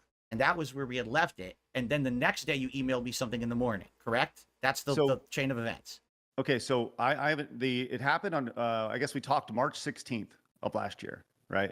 So you emailed me at 8:18 and said, "Hey Craig, I'm interested to hear your thoughts on how the show went. I really hope that it was a big benefit to you guys. If so, this may have been the only time in history that my infamy has actually helped something. I know you'll want to get back to normalcy, but I'm looking forward to hearing from you again about the possible next appearance. My viewers are telling me that they think that you and Adam were too harsh, but I disagree completely. That's such a cool thing as to I say. told you on the podcast. You are nothing Why but not give fair. you whatever? But there is pretty much 100% consensus that the But Keemstar. see how much of a bitch DSP is. He wants to like tell Craig, my fans hated you. I defended you. Keep that in mind. What a cool guy. Bit was intrusive, gave him free plugs for his own content, and took away about an hour that should. Dude, this is obnoxious. He's like, yeah. Oh my god, dude. Like, man, I wish I could chop off his arm sometimes. Been more on topic. I didn't mind. I didn't mind. I'm joking. I'm not really gonna do it. me. I want, come on. I would likely be I'm just best razzing for a repeat him. appearance to just be us, to avoid people feeling like it was a quote surprise or trick or shock me. How often do you check this email? I'm still 50-50 on showing you my Champions account at this point, especially because of what Keemstar said. I feel nobody would believe you. Does that even sound like a dude that's but I gonna show him respect you evidence? and still Like, considering. let's be real. DSP's like, I was gonna show you evidence. By the way, he said it was 50-50. Like that's a 50-50 shot. I mean, it's good odds, I guess, but it's still gambling. Considering it, despite the fact I'm incredibly scared my info will once again leak and hurt me. So that was the email. Man, that you why sent does he me at keep? 8:18. Okay. He keeps Which doing was this, like, 5:18 my time. Well, yeah, actually, man. I don't know Like, what time shut zone, up. but it was Central. So 6:18 your time. gotcha. So Okay. it was right after dinner. Correct. Okay. Now I will So- clarify what was going on. Okay. Now, did you see my show last night where I told the truth about WWE Champions for the very first time? Have you seen that at all, or did you just hear about it? I had a clip sent to me, but Okay. I haven't like watched the whole thing. I've watched Okay. like 90 seconds of it. In a nutshell, all right, yeah, the account was mine. I had it for many years, and after years of harassment by my detractors, I sold the account. Okay, so at the time that we're doing this interview, Years of harassment. I don't have access to the account. That thing about selling the account is I fear that story is gonna change over. It's gonna morph into something else. All his stories, but this dude can't operate a fucking computer, and you're telling me like he can't operate anything, and you're telling me he knows how to sell a fucking account? Okay. I can't prove really anything, right? All I could do is I could show you like a new account, which is the account that I had currently. If you remember, you would ask me straight up in the interview, hey, do you still play WWE? Okay, you know what? No, let's talk about this for a hot minute, right? So, let's say he shows Craig his new account. And Craig says, okay, he's not down from the rafters. Guess what? He could then just say, yeah, I'm not down from the rafters. There you go, right? Correct? And it's technically telling the truth because he sold it, correct? But again, when did he sell it? We don't know. It just years ago, which could be 1 year. I hate this guy. Years ago could literally mean 1 year, because that's how semantics this dude is. Because probably in the next year it's gonna be true. He knows eventually saying years ago is gonna be true eventually because time keeps moving forward. But this dude, if he sold the account before the Side Scrolls interview, he could just say, I sold the account and this is my new account. And then he could say, oh yeah, it's not down from the rafters. And then, if they ask for proof of sale or whatever, he can say, well, he used PayPal. I don't want to give people, their name. It's his personal info. Again, there's all these, examples what he could say. All these things, but he's not smart. He's a fucking dumbass. WWE Champions. Yes, I do. But it's on this new account. It's not the original account that the detractors knew about and were stalking me for all these years. Phil, I don't really care about WWE. Okay, no, fair, but really here's don't. I don't understand, but you have to understand the situation. But again, all Craig said, just keep in mind, was for DSP to apologize for lying to him and to the audience. Remember that.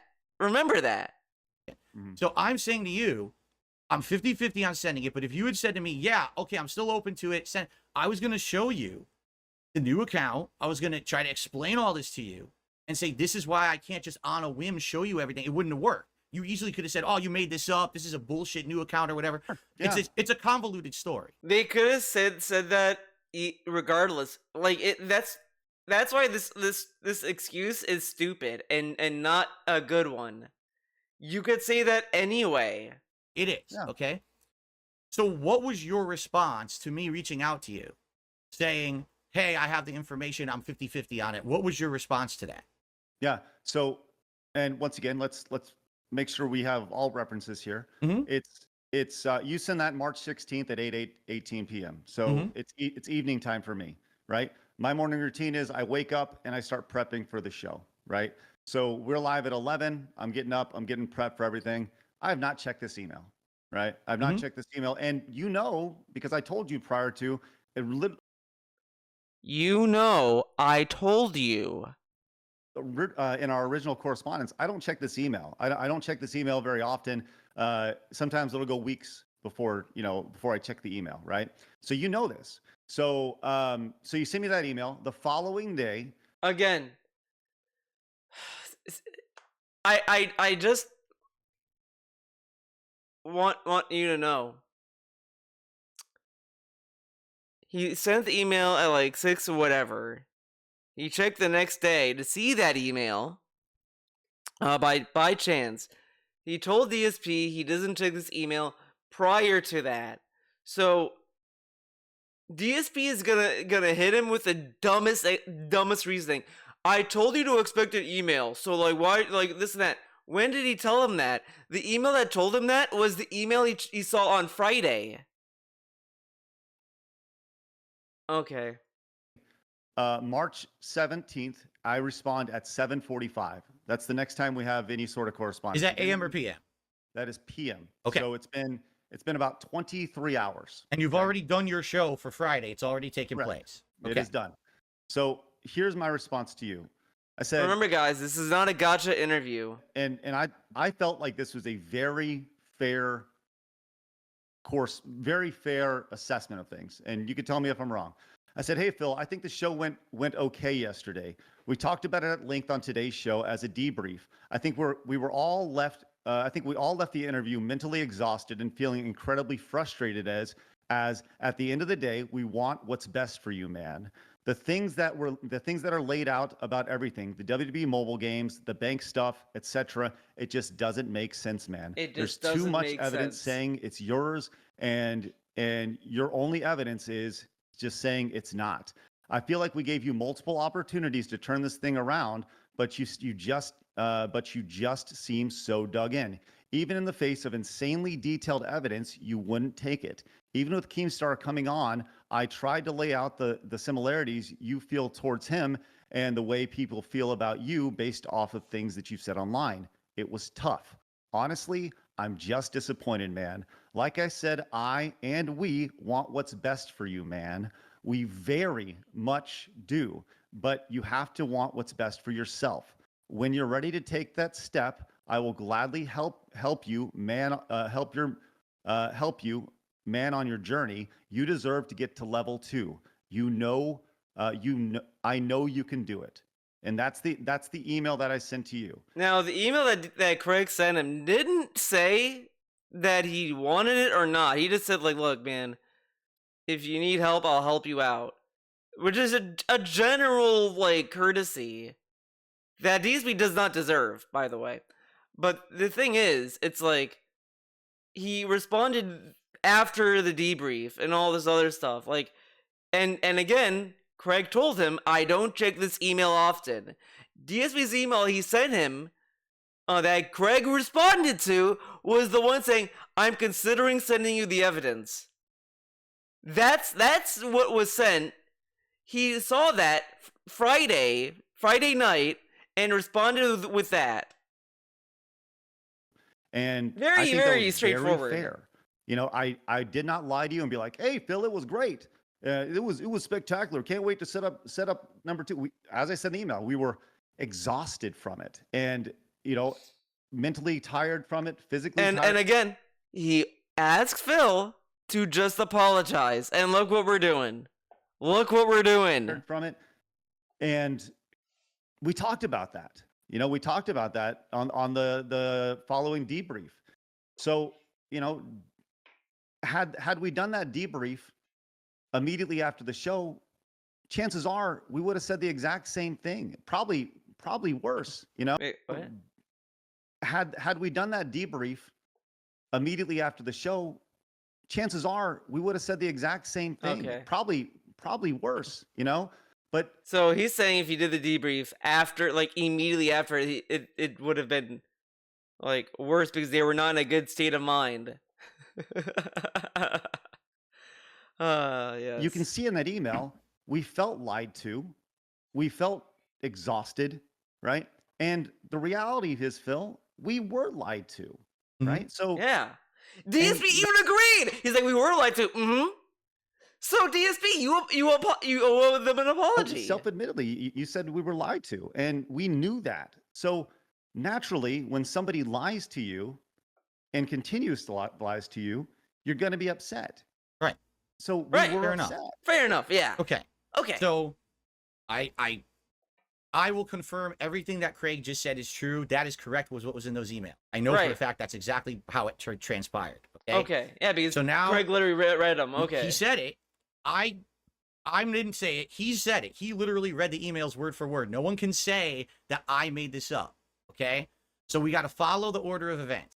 Again, not a gotcha interview. This is not a gotcha interview, guys. I'm telling you, if you think this is a gotcha interview, you're wrong. You're wrong. It's not. This is a chill podcast. Events. I'm on your interview. 5 hours, hard-hitting questions. I lie to you about WWE Champions. You leave the door open and say, you can send me the information after to clarify all of this. Okay? That was said directly in the interview. You agree to that, right? Yeah, but he probably assumed you would send it like immediately. Like that would be the first email you sent him. Hey, you did say that. Mm-hmm. I go on my show. I say, that was a good interview. I'm okay with it. I even email you, say, I'm okay with it. I'm 50-50 about sending you the stuff. Do you check your email? You literally just... Hey, Craig, do you check your email? DSB, he said he told you how frequently he checks his email before. Now, someone may say, okay, maybe Craig lied.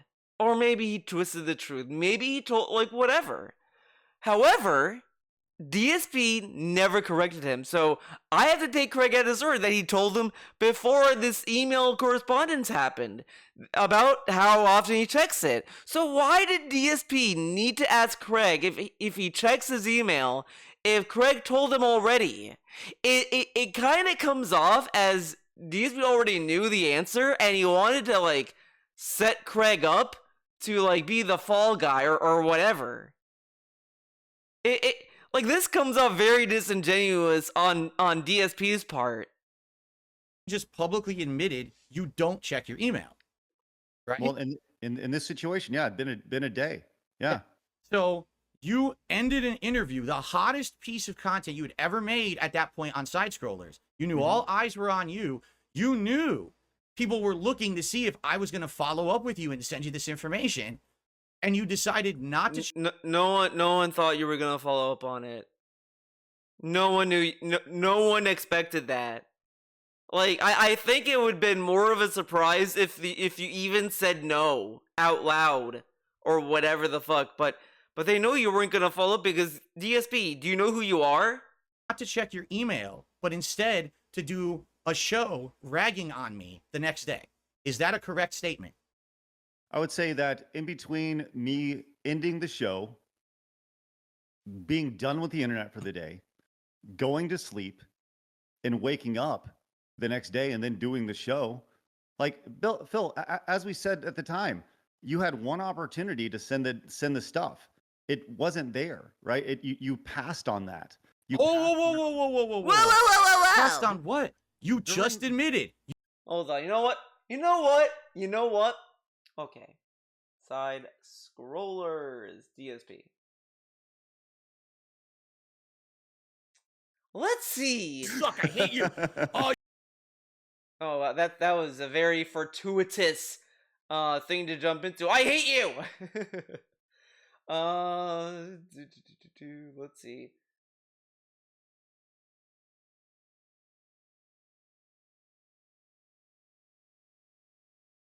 Well, as that's loading.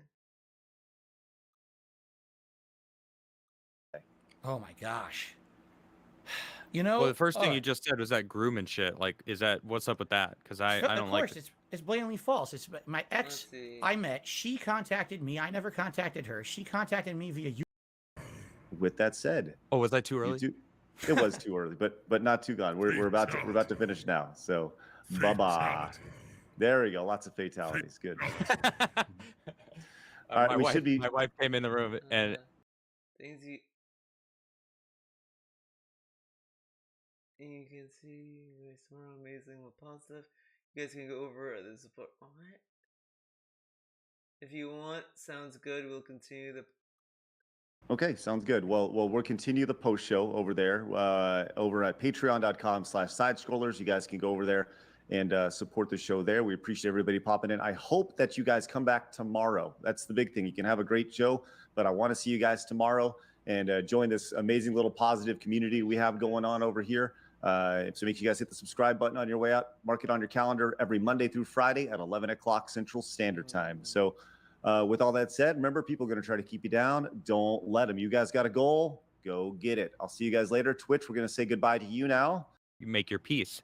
So I don't know when number 2 will be, but normally we read all our super chats throughout it, and it didn't feel appropriate to do that today because I'm sure there's a lot of them that are probably really good super chats, but there's probably a lot of them that are really I don't see anything about things to the side.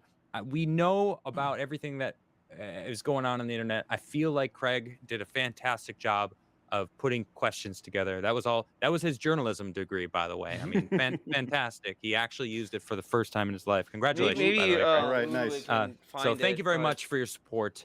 I really appreciate it. I'll stick around, man. Listen, support good people making. Where did he even say that he can look at it? I don't know. Because I don't remember that. You just admitted the door was open to send you the information when I got it together. During the show, Phil, during the interview. Craig, we're on an interview and a show. Craig. We're in an interview. The idea of the interview is for me to answer your questions. It's not stop the interview. Let me dig into documents and get you screenshots and things. Again, why didn't you come prepared? You knew you were going to be answering the hard-hitting questions. You didn't think that maybe WWE Champions would come up?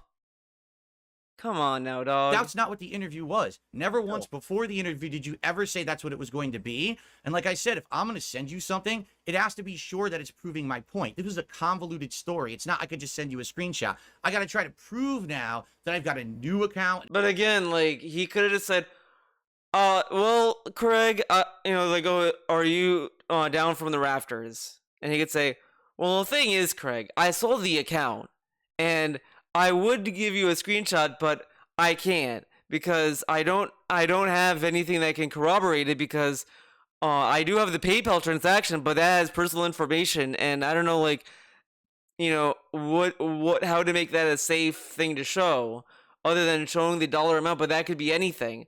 I can give you the name, but I don't know if that person wants to be named. And I don't want to name him because he bought the account, dude. I can show you the name of my new account that I have, but no. He didn't even want to do that because I really don't... I would have probably believed he sold his account if he said he did it this year. I don't believe he sold it before this year. That sounds insane to me. I can't believe that. Like that, I just don't believe that. That's insane. And it's not the old account that I sold the account. This is complicated. It's not something I can just do during the show. I was literally, to be transparent with you now, as I sent you that email, I had everything ready. I told you I was 50-50. So then, why didn't he send what he had? Like, and you know what? I'm going to say this too. He had that evidence, correct? Sitting there. He talks about the WWE Champions account last night. Why didn't he show part of that evidence that night? Now, he's probably going to hit you with, I deleted it. I don't have the evidence anymore, and my phone is gone. But he had that evidence back then. Why didn't he, like, do something with it? No, of course not. It's Craig's literally fault. had it all ready to go, and all you had to do was check your email and say, I'm here, Phil, I'll check it, and I would have sent it to you, and you would have had it. And instead of having a Friday show where all you did was... again, Craig told him before, he doesn't check his email frequently. And the first thing DSP does is fucking email him. Okay. It was beat me up all day. You would have had the Friday show saying the big reveal. DSP cleared the air. He said he was a liar, but here's the truth. But you didn't check your email.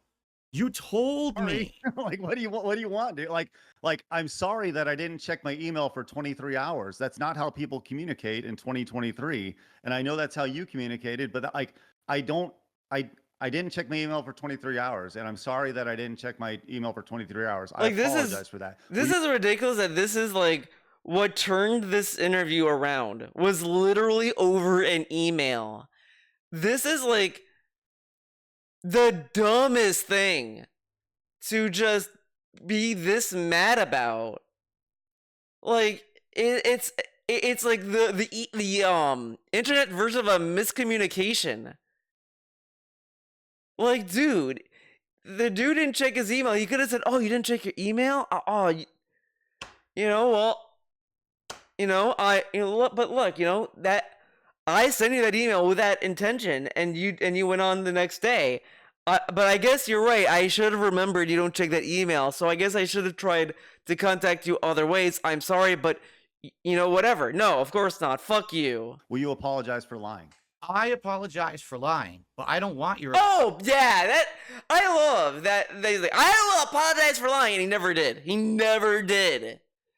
I don't think he ever said, I'm sorry. He just said, I'll apologize for lying, and then that was where he left it. You didn't check your email. I want your apology for being completely disingenuous about everything that happened after the fact, after the interview. That's what I want. But the thing is, Phil, I don't think... And this is insane. Insane. Again, all Craig said was... Are you going to apologize? And DSP's response is, no, you. What about you? Now, if you did this to Phil, he would be pissed at you. Like, well, Phil, are you? I emailed you. Why should I? So are you gonna apologize for not checking my email? And then he's gonna be like, oh, indeed. Okay, you're the one who did the crime. You should apologize. And this dude gets so many emails sent to spam, so many. And then when people got mad about it, he's like, "Why are you being mad? You went to spam. It's not my fault." But Craig doesn't know he emailed him, and he's like, "Why didn't you check your email?" I don't think we were being disingenuous. Like, I think we were being completely honest with how we felt. You know, like I said, we spent 5 hours. And talking. again, the thing that DSP doesn't seem to grasp either is even if Craig saw that email, that doesn't really excuse the 5 hours of DSP giving them the runaround. Like, you could still be mad about that. Talking to you, getting the runaround, Whatever. man. And like, it was not meant to be like, this was, once again, I go back to the definitive dark side Phil interview, and it wasn't.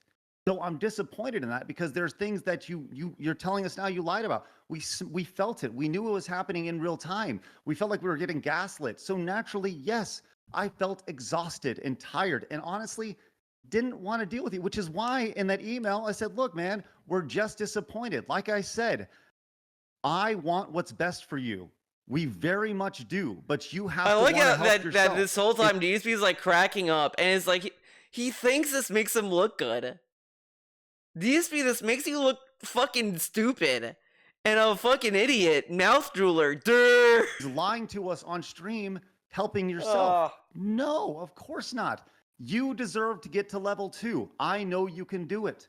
Right? Craig, what you told me in that email you sent me on Friday, basically, in other words, says we don't actually care what the truth is. Because How did it say that? It literally said, "We'll help you to get to level 2. It was disappointing for 5 hours. You weren't straight with us." That's all it said. It didn't say, "Yeah, Phil, I don't want the evidence. Eat a dick." It didn't say that at all. because I had the truth and was going to send it to you, and you ignored me. No, it's not that I ignored you. It's because I didn't check the email. And not That's checking called ignoring, because you knew. I think people should do that to Phil now. Now, this is the new meta, guys. If you email Phil and he doesn't respond, say that he's ignoring you. And then he says, "It went to my spam folder." Just tell him, "That's ignoring, Phil. Why are you ignoring me?"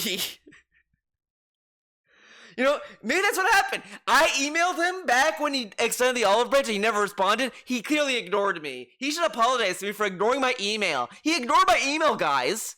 So obviously he's an asshole. Fuck him. He needs to be sent to jail, land, prison world.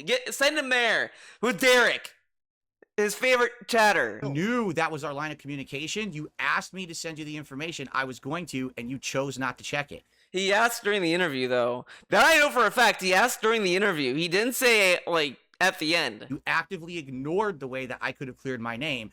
And then you went on to do a show that made you tons of money defaming me on the internet. How would he expect an email, though? He could either expect a DM on Twitter or anything else. But again, he told you how frequently he checked your email. Now, I get what DSP is trying to say. Is saying, like, you should have at least expected me to email you since I was at least a little interested or whatever. Like, but again, he also shouldn't have said 50-50. He should have said, I'll send it to you, but do you check your email? Because saying 50-50, like, you're not really showing a lot of confidence. So, look at that. So he sends an email saying, "I'm not 50-50. I'm 50-50 on showing you the evidence. You check your email." So if Craig said yes, okay, I'm here, Phil. I'm looking at my inbox right now. DSP could then just say, presumably, no, or just say, "Oh, I was streaming. I didn't see the email," or whatever the fuck. He could say a lot of things. And then say, "Well, I didn't say I would. I said 50-50. But since Craig didn't respond and he did that thing, DSP then said, "I was going to show you definitively." The dude said 50-50, but now he's saying he was definitively going to do it.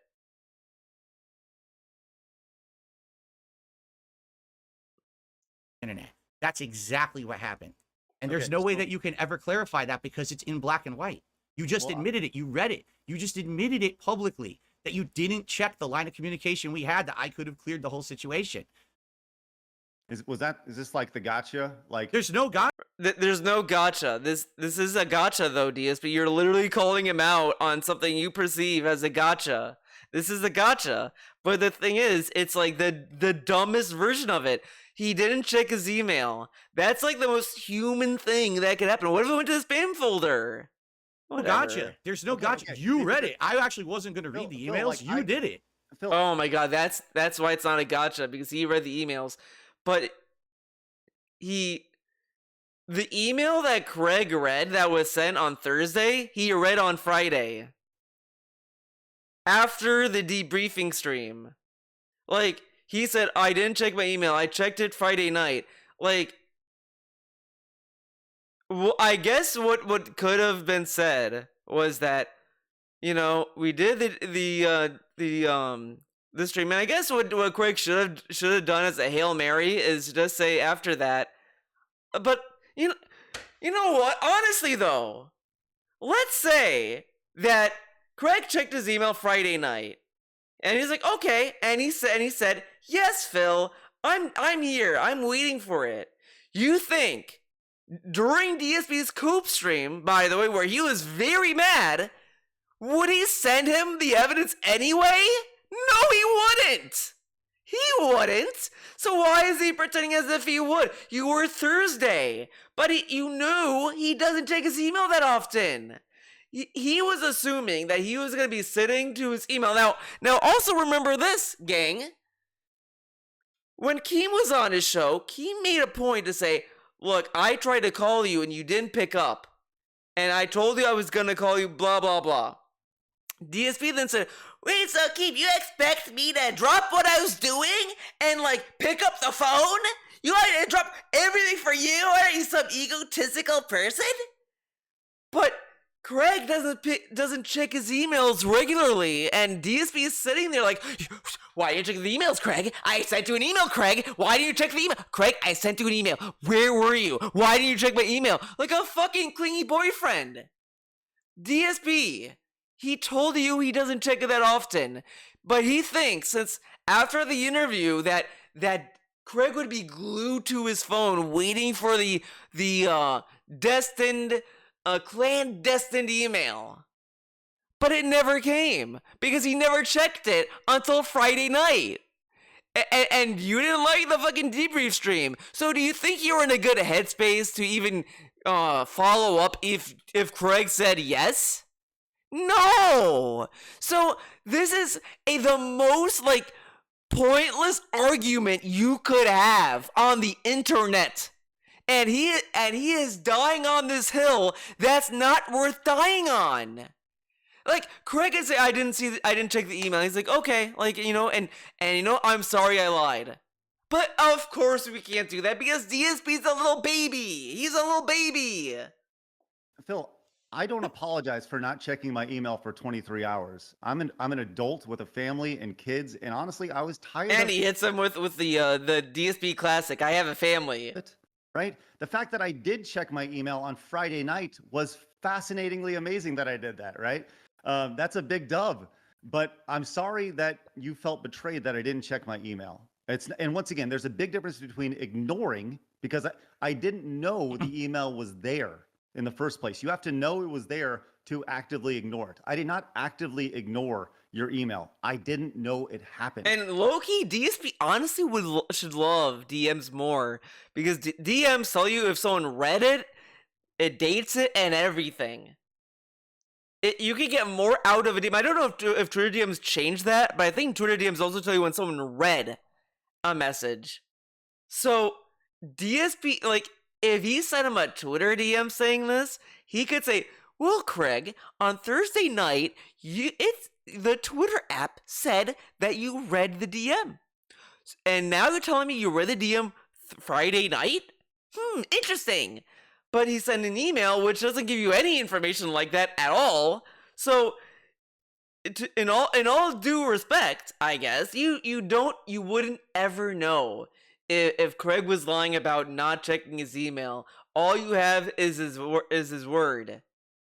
And honestly, it's not worth arguing if he knew the email was there or not.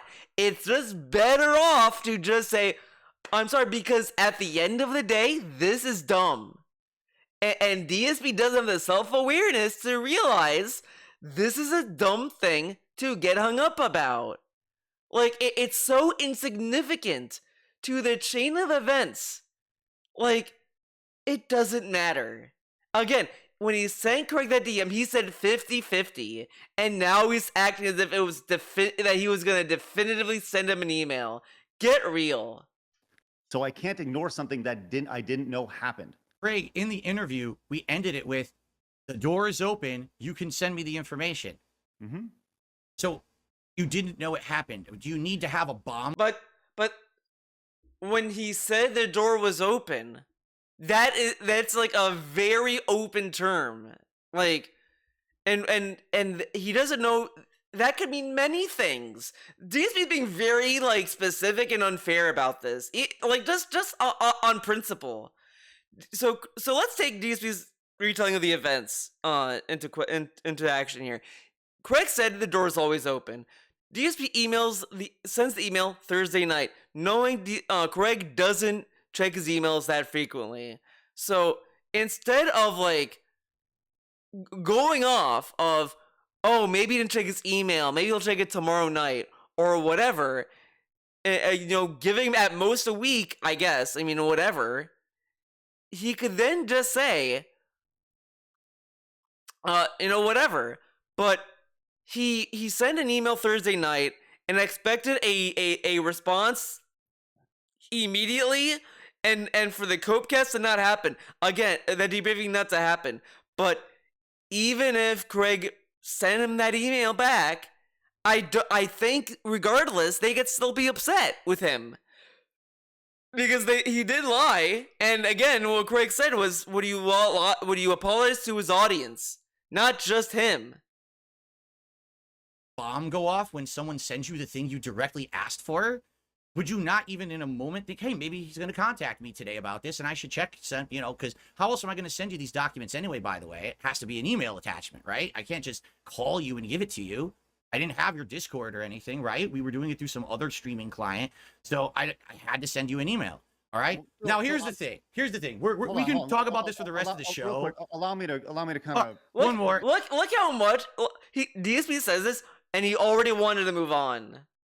No response, no reply from Craig. Craig had to force his way in before DSP left the station. And no, I want to move on because this is sure. And that's fine.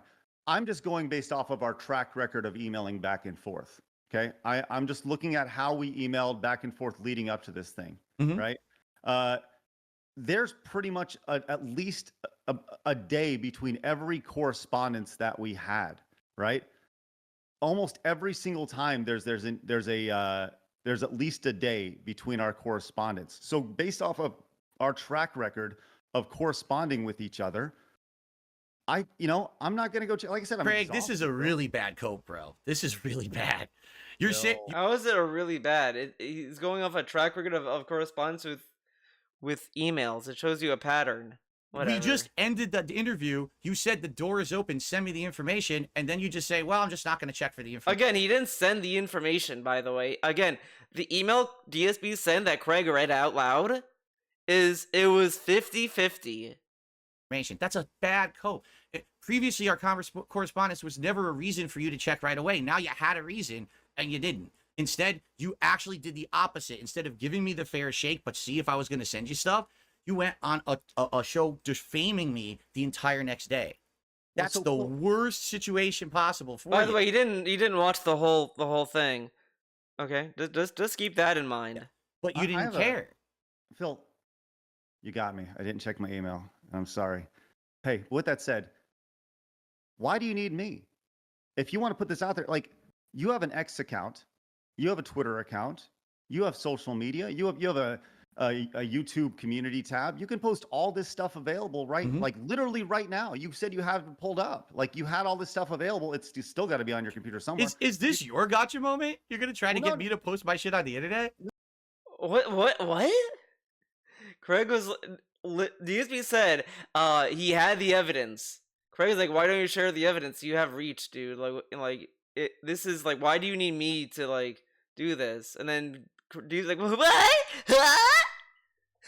No, Phil, I'm saying is you don't need me. You never did need me, right? That's actually untrue, because what you don't understand, Craig, because again, you didn't know this, is that I mean, any time that I try to defend myself, I do think, in a way, DSP did need Craig, because he needed someone to like say, yeah, that's him, without him like going public or whatever. Like, I think he needed it for that context.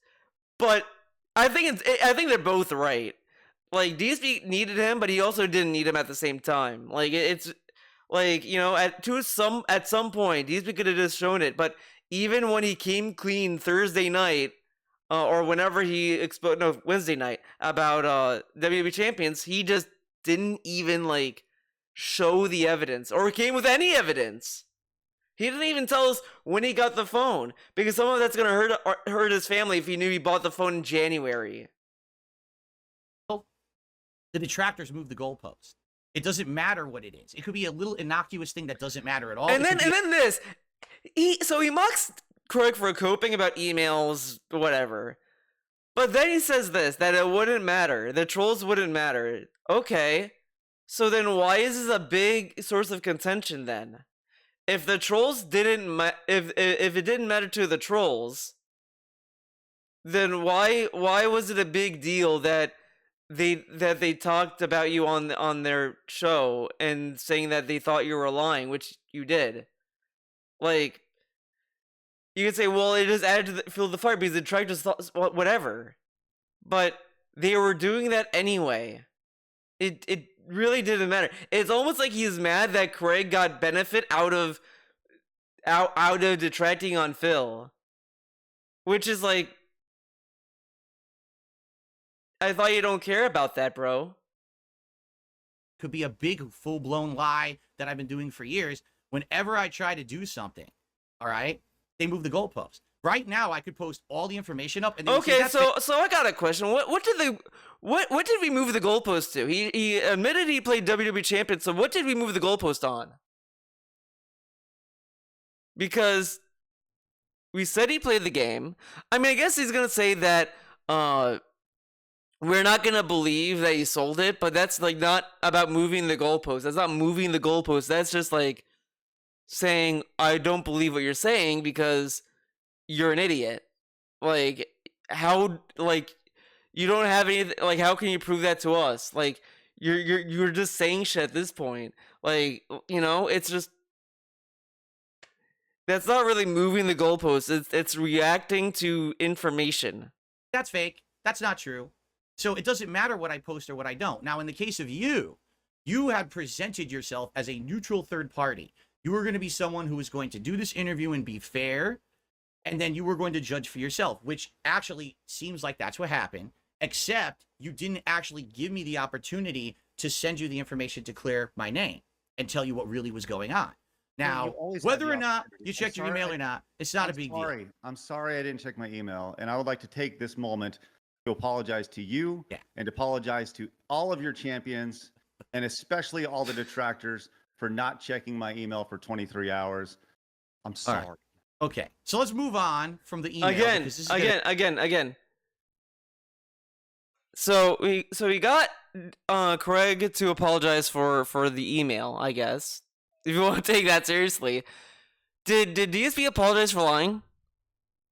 He didn't. The night he admitted to it.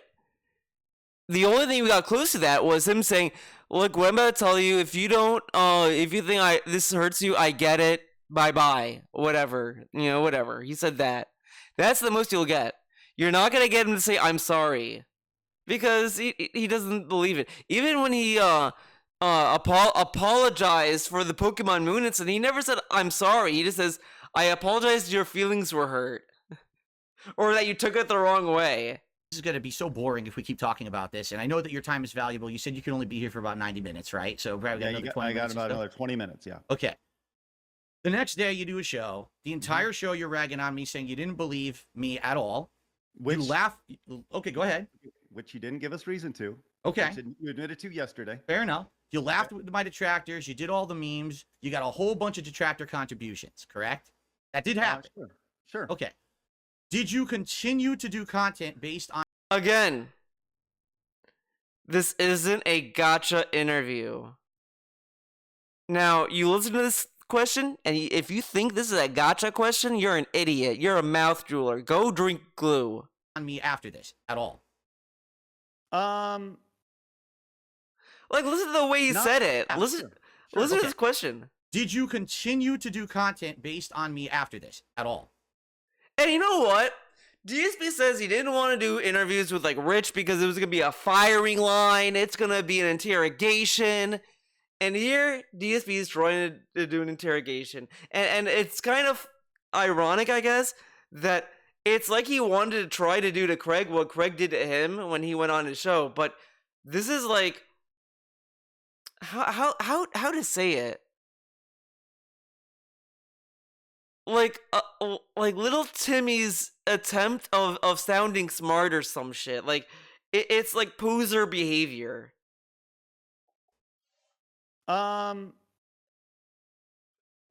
Not And failing. especially. You know, I think there was a Because like it's funny, right? You go watch the side scrollers interview. Let's go to a random part. Okay, that's what I think of the guy. Okay, so I said this one day casually. He starts insulting me and everything on the internet. So we have a little bit of bad blood there. Okay. All of a sudden, it was last year. Okay. Unbeknownst to me, people start telling me Phil Keemstar is trying to contact you. I'm Oh like, man. What? What are you talking about? What are you talking like about? look at me space. Yes, that is how you would start it because you throw out $50,000 on Twitter, people go All It was right. just every day hammering that guy to the point Right. where partner on Twitch. That way you can Okay, stream. this is like not going in my favor. But there's like a few times where he's just like, you know, like I don't. He just rambles on, and Craig hasn't rambled. He's been like thinking and courteous. I don't remember the context of it, but I remember seeing you said something about us, and I was just kind of like done with it. And I think I went live, and I did what was called a monetize the hater stream. Mhm. And but I don't remember the context of it. But I remember being like I was done with it. Right? That's the thing, Phil. You got to understand. Like we've done almost 400 episodes of Side Scrollers. Right? Your interview was one day. Right? Now, once again, was it a chapter of the show? Yes, 100%. Do we appreciate it? Yes, 100%.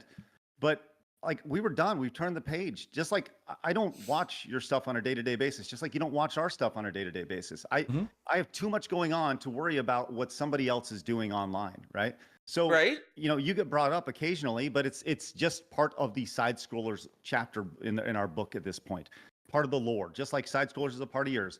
So you know, so yeah, I was pissed. So I went live and honestly, I will like to give credit to to my boy Jeremy from Geeks and Gamers for his, you know, monetize the hater thing. So yeah, I think I went live with a monetize the hater thing and just kind of railed for a little bit because I was tired. I don't remember the context of it. I was just tired of hearing you talk about us. So, you know, it is what it is. Do I regret it? Yeah, Again, kinda, but at the same time, Like DSP did that same shit. Like I'm tired of this. I part of what it gotta is. talk out. Okay. Whatever. all right, Yeah, speak I up. wanted to hear that straight from your mouth that this happened because I was, you know, the truth is, Craig, I don't even know because, like you said, I don't watch I your don't even content, know. so I actually don't know the truth of what happens Oh, and what doesn't man. happen. I just hear people saying, "Are you aware that right now Craig has a stream called Monetize the Haters? He's making money He off of said your this- detractors." This is so disingenuous. Because he said this unironically multiple times. Did you know that Craig did the monetize the hate? That's what he did. And my trolls are so stupid they gave him money. And now he's like, people tell me this. I don't know if this happened or not. So like they tell me this, and I just don't want to believe it. I can't see you, Craigie boy, doing this. And now, but like back then, he was saying matter of fact and bragging about it. He's saying that he wants to be on your show. I'm like, what? I don't know what you're talking about. Okay, you know, you're right. That's what it was. You were live. That's right. You were live, and I think you were talking shit about us or something along the lines, and you know, talking about how bad we were to you, and And I was like, and this was another thing. We're like, look, I will come on your show right now and do exactly what we're doing. I'm surprised Craig And isn't this calling was- him out I don't on even like know how long mis- ago this was. on, I like, was just like, lying let's about just his get done email. with this. Whatever. And as I've said at the start I mean, of this is like, good enough. I reached out to you multiple times to do exactly this, to just get through this shit. And I told you, like, I don't care if it's on our channel or on your channel or some other channel, right? Let's just do it. So I was actually glad that you reached out because, you know, this is, I don't think about you a whole lot, Phil, except for when people bring you up to me. And, Fair enough. And you know, you're upset that people are like, you know, giving super chats that's kinda because, funny. well, maybe to they me. enjoyed what we do, right? And I'm not gonna say like some people were just excited to see It's- that the it's interview was coming. done. They DSP were is congratulating us thinking. for Craig, doing the interview. They Craig. don't enjoy what you do. They don't enjoy what you do. Now, let's be fucking toxic to this guy yet again. Someone could say that to Phil, right? You know what, Phil? No one likes your content. It's meaningful content and everyone loves it, and they tell me every day my content makes them smile, and people who die tell me they love me. Like, okay. But then when Craig says, yeah, you know, people enjoy your content, they don't love your content, Craig. They love that you bully people. Even though, like, DSP like, People called him out on people like telling him like people don't like your content because of you. They like it because they like watching you fail or whatever the fuck. But he gets so mad about it. But then he says it about Craig as if he knows how people make their content or why they make it. Okay. They enjoyed that you were bullying me. That's what it was. You were doing Hold a on, whole hold on, stream, hold on. monetize the haters, and you were making money off of making fun of me, which is what everyone else does too. Phil, why was I live? Because you were talking shit about us. So okay, now on my stream was I sitting there? Man, you know what? I think Heat Army has a clip. I think maybe he uploaded a clip. Maybe guys. I gotta double check. I gotta double check. This should bring it up. Not that. Disasters pre-stream morning after the other disaster. These we can shower. Please opinion on Zelda. Hopefully violates Patreon COS. DSP Gaming and the Legend of the Two Wolves. I'm scared to ask. Oh God, Derek. DSP Gaming eviscerates a fan. His biggest fan, Derek, during Pokemon. Oh man. DSP runs from certain Craig money matches.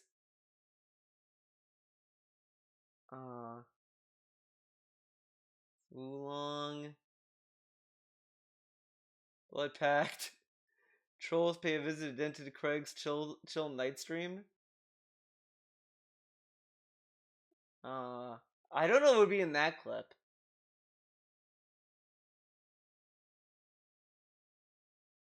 Let's just double check this one.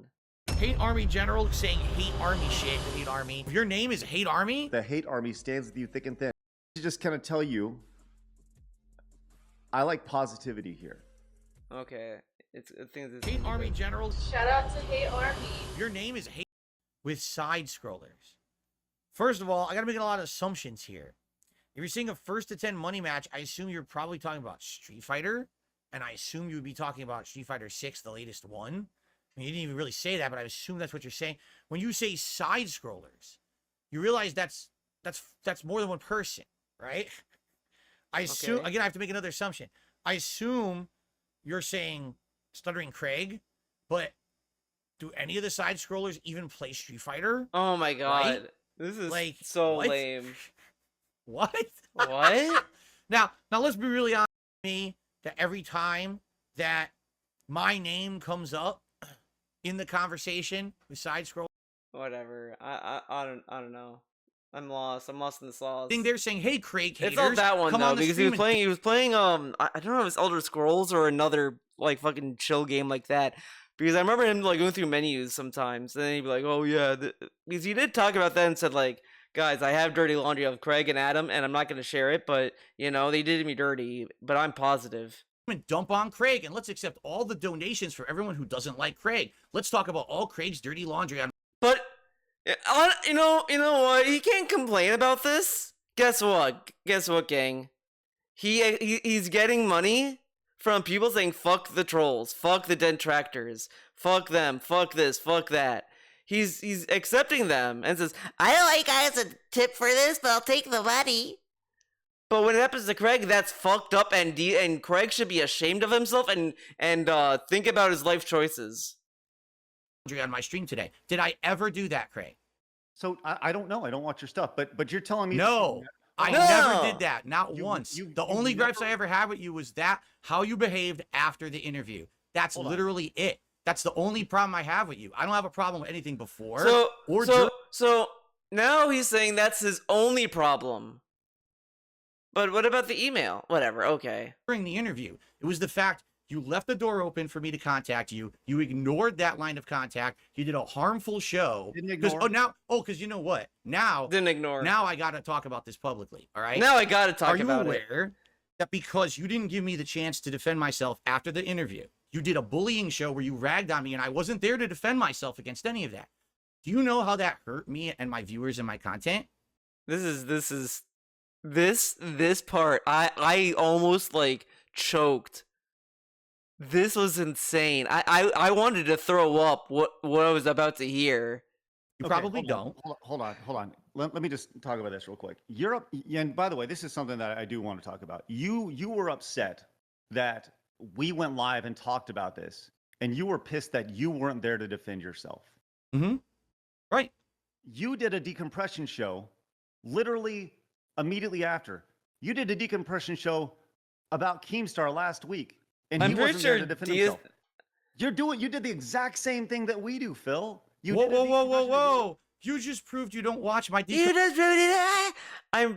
I think I know what Craig is talking about, but Craig probably doesn't have any receipts or like any exact points because I remember Tevin brought this up too when you restreamed it. But it was more of that like Deez was just reading a super chat and then it was like, oh, okay, like he didn't like think much about it. But whatever. decompression shows.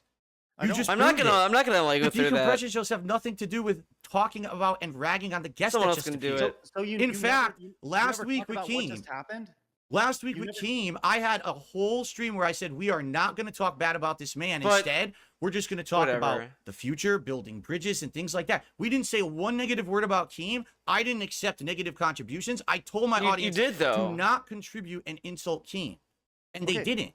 Because on. that's wrong. Whatever. That's wrong. capitalizing on an already bad situation. Because now I'm going to talk, Craig. Please let me speak, okay? Go crazy. After Phil. the interview, Go crazy, I had Phil. to cancel a whole fucking show that I had planned that was called DSP Who's Asks this? It. I had guests lined up. I don't to be know on who the this show person's that I was calling. gonna They interview. can It was a big project that I had lined up enjoy for my life. React channel.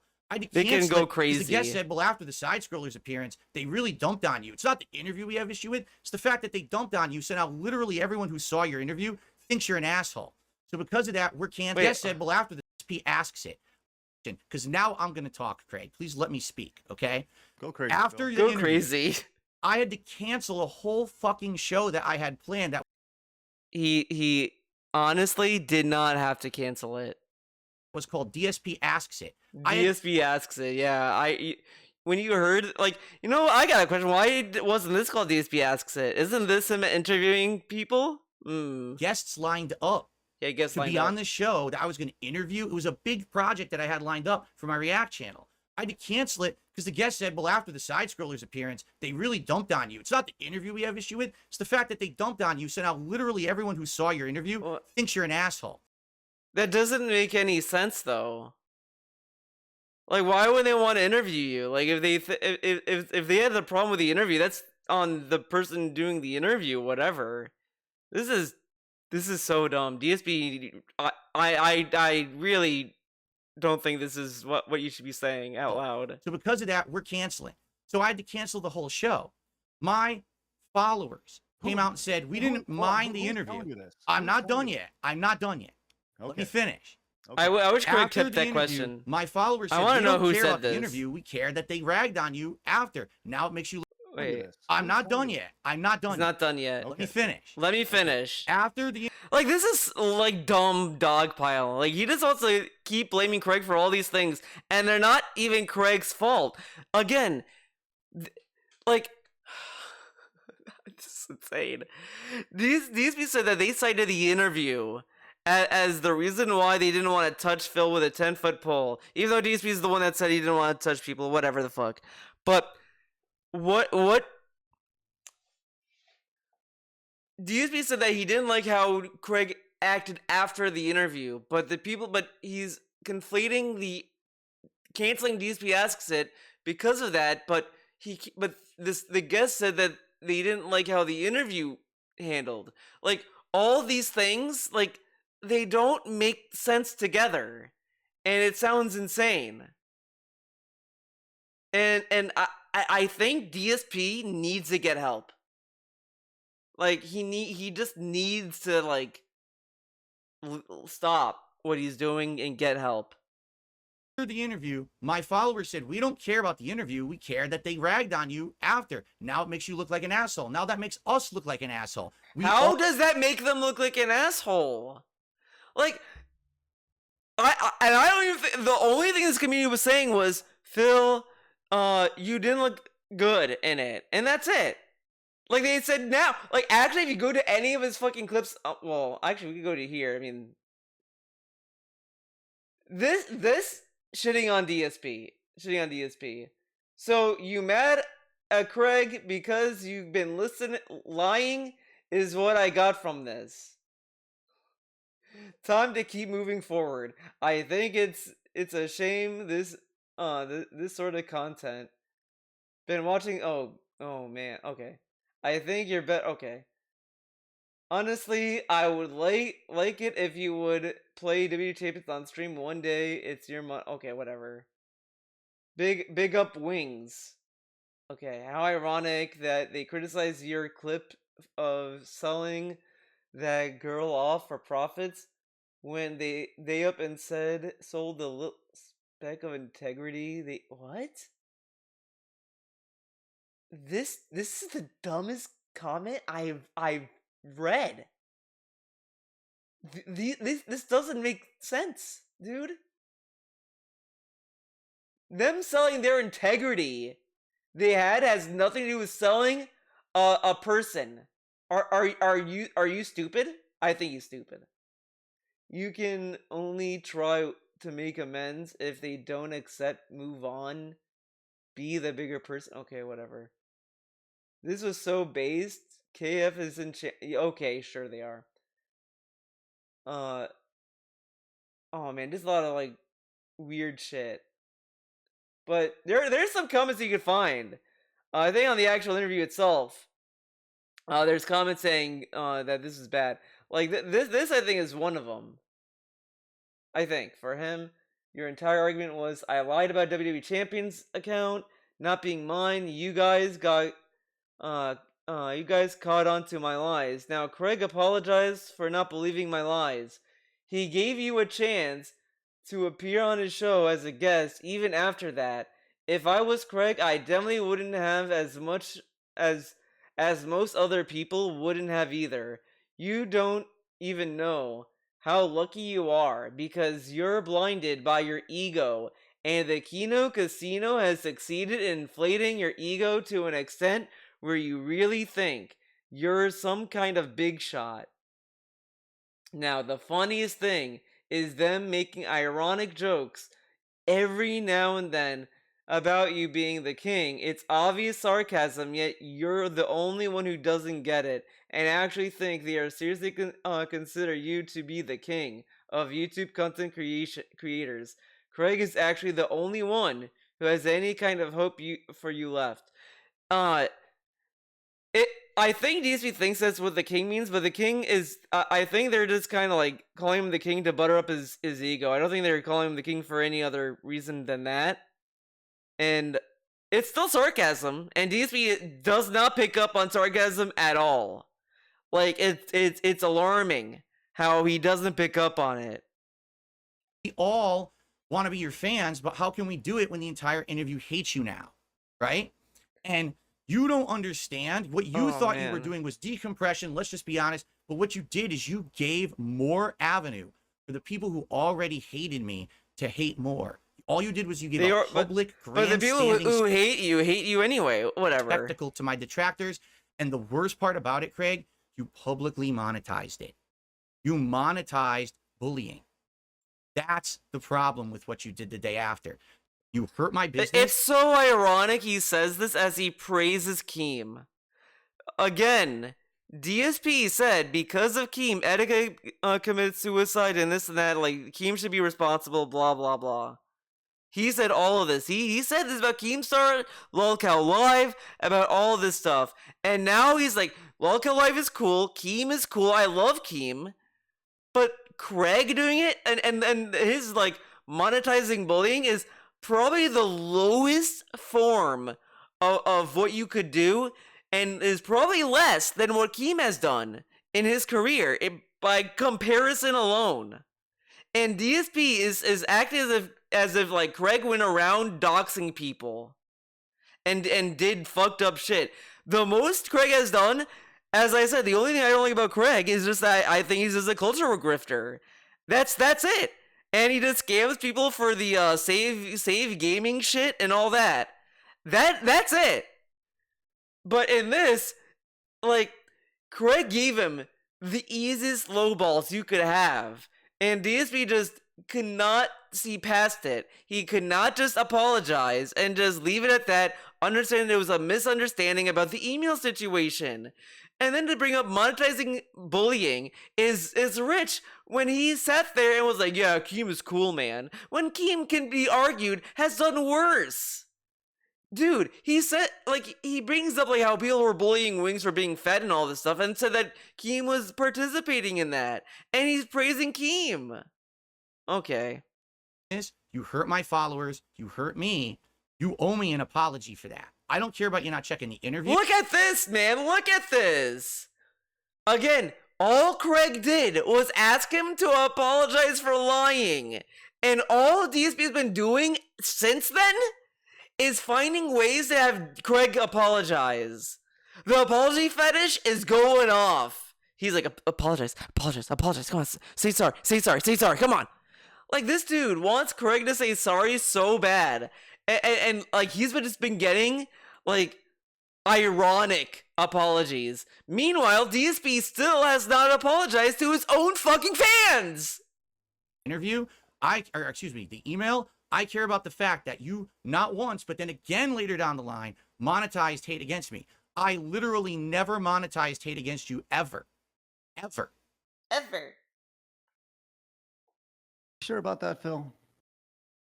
You've never once monetized your hate against us? Until now. You never talked poorly about side scrollers? Oh, I absolutely talked poorly about you, but I certainly didn't have entire shows. That's not bullying, though.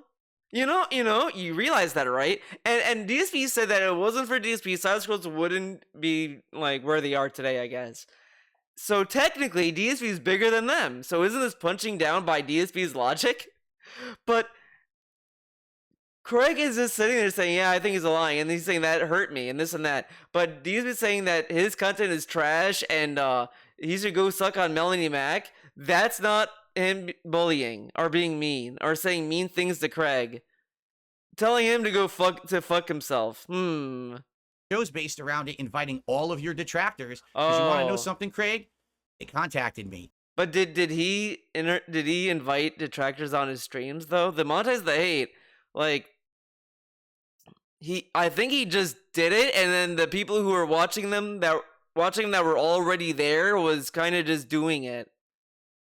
I don't think that these were people, like, I don't think he made a call to action to, like, known trolls. Like, he didn't call out to that being said to show up on his stream.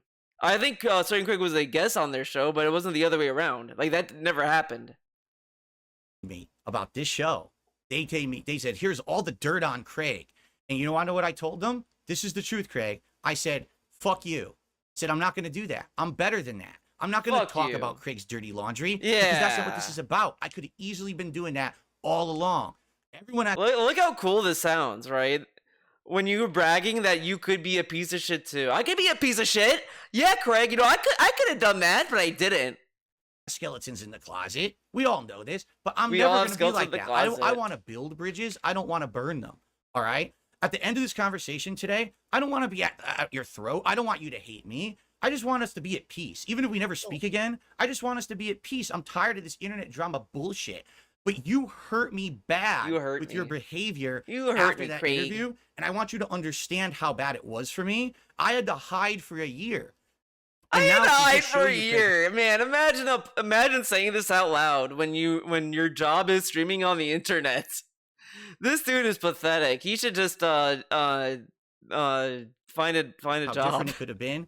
Did you see my appearance on Kino Casino recently? Oh my god! I think he brings this up. Went? Now we're going to the other part that made me want to throw up. Do you see my Kino Casino? Kino Casino? Yeah, you see me on that? That was so cool. Oh my god! Kino Casino is a show over on Kick. They had me on. We joked about everything. We joked about WWE Champions ever. Oh We made my a big God. laugh about it. But they also treated me like a respectful human. They didn't monetize it again. Respectful human, dude. They called you king, and they were like fucking objectifying you in that way. Not objectifying you, but they were literally just like, "You're the king, yeah." Like that's all. And then like when you ask about what the joke is about him being the king, he doesn't really know. He doesn't get it because he sits there like, "Yeah, I know they're joking me because they say I'm a king because I'm the king." Like he never gives a straight answer about why they call him the king. Against me, we had fun conversation. We watched video clips. We laughed. You want to know what it was? I was a guest on their show. Like I was supposed to be a guest on your show, but never happened because we did the interview. You want to know what happened? Public opinion has changed, Craig. You may not realize this. Right now, people like me for the first time in ages. Right. That's right. Yeah. Because So- they gave me a chance. Because They they gave didn't me a rag on me. They chance. didn't bully me. They were bullying me. But once I personally talked to them nicely and said, hey, just have me as a guest, whoa, what the hell? So everything they say about you is actually isn't true. Well, not all of it. But Oh the my thing is, God. that This is like being pathetic. treated Look how kindly. much he's so dependent on Kino Casino. Like, I said this before. He could not turn public opinion on his own because he never tried. He never put the energy out there. He needed someone else to do it for him. All the stuff that's been going on is because of someone else like doing it. kindly instead of being bullied and being monetizing the bullying led me to a redemption arc where now I'm finally fessing up to all the stuff I've done wrong and it's all changing for the better, right? That Phil, you could have had- happened with your interview, but that's No, not no, what no, you no, no. did, We gave you an opportunity to fess up during the interview, Phil. which I couldn't do because I couldn't prove it during the interview. I had to get the information together and I was going to do that and you didn't give me the opportunity. Well, no. No, Did you have any of that information available when you talked about this yesterday? All you did was you just talked. That's it. So all you That's needed right. to do 18 months ago was just talk, just like you did yesterday on your show. No, right? whoa. Now you're Loki, you see what Craig kind of did? He's literally just kind of belittling his little video that night. You know, I gotta give Craig props on that. He's pretty much saying all DSP did was just say things. He just said, "Yeah, I sold it." Yeah, like he didn't show any evidence of this. And guess what? He's right, guys. He never did. He never did. He just said he did. The only evidence he had was he had a new phone, but that he couldn't tell us when he bought it. Because you want to know why? Because he didn't buy it last year. He bought it this year. I see some people bring up like he said he had an iPhone last year, but I swear I think he even showed his iPhone last year. He stopped showing his phone like this year. Again, someone has to dig deep to find all of the rants of him like tapping his phone, and you'll know for sure. now you're moving the goalpost. So first it was the only way anyone was going to believe you is if you sent me all the documentation during the show. Well, Now no, you're saying I'll I could have give you just this. said whatever. I'll give you this. But I will give Oh. you that, right? I mean, whatever. Documentation would have helped your case. I think at the end of the day, I mean, to a degree, the documentation would have helped this case, sure. But I think the other thing is, aside from that, you could also argue he could have at least found a better way to vocalize whatever what was going on, but he didn't. He couldn't even do it. He couldn't even do that. He couldn't do the basic other than I don't know. It might hurt my family. Like, dude, it's a mobile game.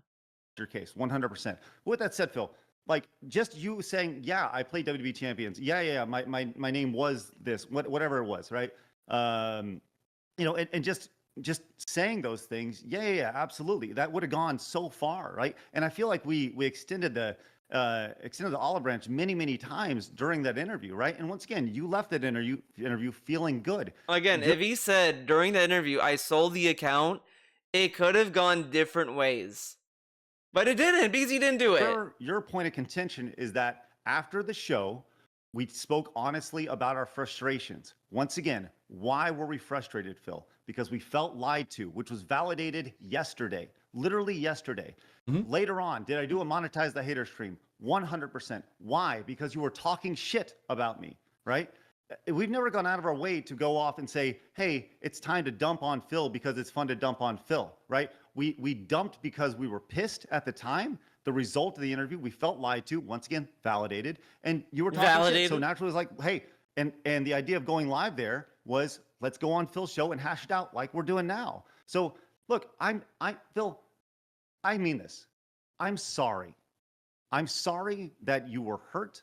I'm sorry that your community was hurt. DSP has the biggest one. Like, he said sorry. Oh, yes. And I'm sorry that you felt that way for a long time. That's why I'm on this show. I want to help you close the door with this chapter, right? I'm not your enemy. In fact, I've been your biggest champion. I've gone out of your way, as in that email. I want to help you get to level 2, whatever that looks like, right? I've said that continuously in every single email correspondence we've had. I've said, hey, I want to let you know, let's get together, let's hash this out, let's move forward, right? Every single time, even when it comes to inviting you on the show, our 1-year anniversary. Hey, Phil, come on the show. Nothing serious. Let's just come on. It'd be fun. People would have it on. Hey, Phil, do you want Street Fighter 6 is coming out? You want to help hash this out? Let's just hash it out. Let's talk it out. It'd be a great way to build a bridge, which once again, that's something that you want to do. Listen, if we want to go with the build a bridge metaphor, I put down lots of wood. Look how much DSP really cares about this. DSP wants everyone to listen to him and give him a fair shake. But look at this dude. This dude is going on. And he's like,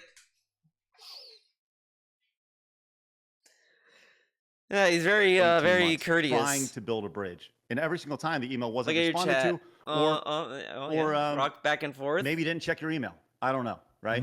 I did check the email. It's just there's no way I'm going to be playing Street Fighter with a guy who doesn't play Street Fighter, where I'm not going to benefit from it whatsoever. Oh my god, what a little baby. It's a video game. Who cares? Like, it's so annoying that he's like, I don't want to play this guy because he never played a fighting game before. Like, dude, fucking shut up. I hate every time he brings that up. It like pisses me off inside. Like, dude, shut up. Or you will, because you're going to get another boost from my appearance on your show. Oh my god, now he's like, oh, it's going to be a boost because we're playing Street Fighter. Yeah, but you're going to kick his ass. So, like, what point does that matter? Again, you could stream it too. Like, why does he think he can't stream? He can't stream at the same time. Whatever. I'm not going to get a boost from that. Phil, we could have done it on your channel. That's the thing. You didn't even respond. But isn't that the fun of it? The idea that you play Street Fighter 6, you lay into me for fucking 9 matches, you destroy me, you're the definitive champ, and all of a sudden the king is back. Nobody cares about that, Craig. No one cares about you playing Street Fighter. What are you talking about? What are you talking about? They care about us getting together, and Street Fighter is the content. Look at this. Look at this. And DSP thinks this makes him look cool. Again, DSP said at the beginning of this is going to be a very courteous, cordial, cool interview. Not a gotcha at all. And Craig is like laying down an idea of like, we could have played Street Fighter together and we could have just like fucked around. And he's like, yeah!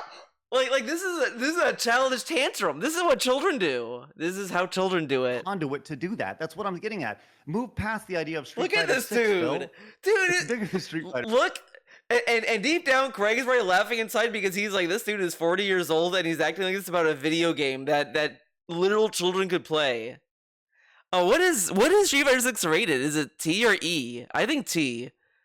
Like, teens could play the game. Teenagers are playing Street Fighter 6. Street Fighter 6. The idea was just get together.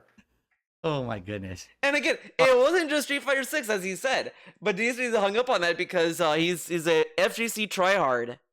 All right. Well, here's the thing. you just apologized to me because I was hurt. I want you to apologize to me because you did it, because you know it was wrong. I don't think it was wrong because like I said, you yesterday, as you said yesterday, you lied to us. Mhm. You lied to us. I We like how felt that DSP is lie. like shitting on him for saying I'm sorry how you feel, but DSP gives us everyone that apology all the time. Fucking shut up. We knew it was a lie. And his But apologies was it are always fake. Like even when DSP could be genuine, honestly, I'm not gonna believe it. That's how tainted his apologies are. That's how meaningless they've become. Because this dude is disingenuous by nature. Reactionary, 100%. I'll say yes. It was wrong in that it was reactionary with the monetize the hate stream, right? That was a reactionary thing. Am I proud of it? No, right? And you know what, Phil? I'm going to do you one better. Give me a charity of your choice. Give me a charity of your choice. I will donate that day on that stream. We made $633.08. I will donate $633.08 to a charity of your choice. Craig, Look at this. So I got this dirty money, right? This blood money, if you will. But I'm gonna make it positive by donating it to charity. You know the thing that DSP says everyone should do if they have blood money, I guess? I don't know, whatever the fuck. But now DSP's like saying, Craig, shut up. You keep the money. If you actually cared about anything that you're saying right now, you already would have donated that money. So you can do with it however you want. But like whatever. Okay, I to a degree he has a point in the sense that if Craig did feel like it was wrong, but again, like he could do whatever, I guess. I mean, he could donate to charity all he wants, man. But the fact is, you have done absolutely nothing in this appearance to show any kind of responsibility or remorse for the things that you did regarding me, my community. No, he did take responsibility. He like saying that you don't think you did anything wrong is taking responsibility in the sense that you're owning up to it, I guess. I mean, it's not really taking responsibility, but at the same time, like he did a stream, so why should he be held accountable for what other people did during that? My community or my reputation after the interview, and you've publicly admitted you didn't check the avenue that you could have gotten actual evidence of what I was going to tell you about the truth. So I did not check the email. So I really we're following up on that fucking email, and again, this is the dumbest hill to die on. He's saying, like, oh, this whole thing like ruined my reputation when I sent you the email, and he didn't check until Friday night. And again, the email itself said 50-50. It didn't say for sure. The other thing is that they could still feel hurt because again, you lied. Like, come on. I don't really know I can help you anymore at this point. You know, it's like I've been saying to everyone recently. What's happened in the last month and a half is pretty remarkable. And then this is like pathetic for him to say, I can't help you. I tried to help you. While he was yelling at him and saying that he was coping and he's an idiot. Not literally. He didn't call him an idiot, literally. But he just mocked him the whole time. He mocked the idea of him just playing games together. Like, he wasn't being real. Basically, everyone for the last, like, 10 years who really, like, messed with me and hated on me, it's kind of all coming back. Karma, you know? Now, in your case, you're definitely not egregious, okay? I want you to understand something. After today, I have no grudge against you whatsoever, all right? I'm going to act like none of this ever happened. Really, I mean it, too. I'm going to act like none of this ever happened. We're just going to move on with our life. You're going in one direction. I'm going in another direction, all right? But you have to understand that, like, when you have a platform, you have a responsibility to be responsible with that platform. If you were going to have the big definitive Dark Side Phil interview, and even if you thought I had lied the entire interview. Even if you thought I lied, Phil, you did lie. You did lie. Yes, you did. Which I did about WWE Champions. That's what I lied about, okay? You still have a responsibility after the fact to follow up.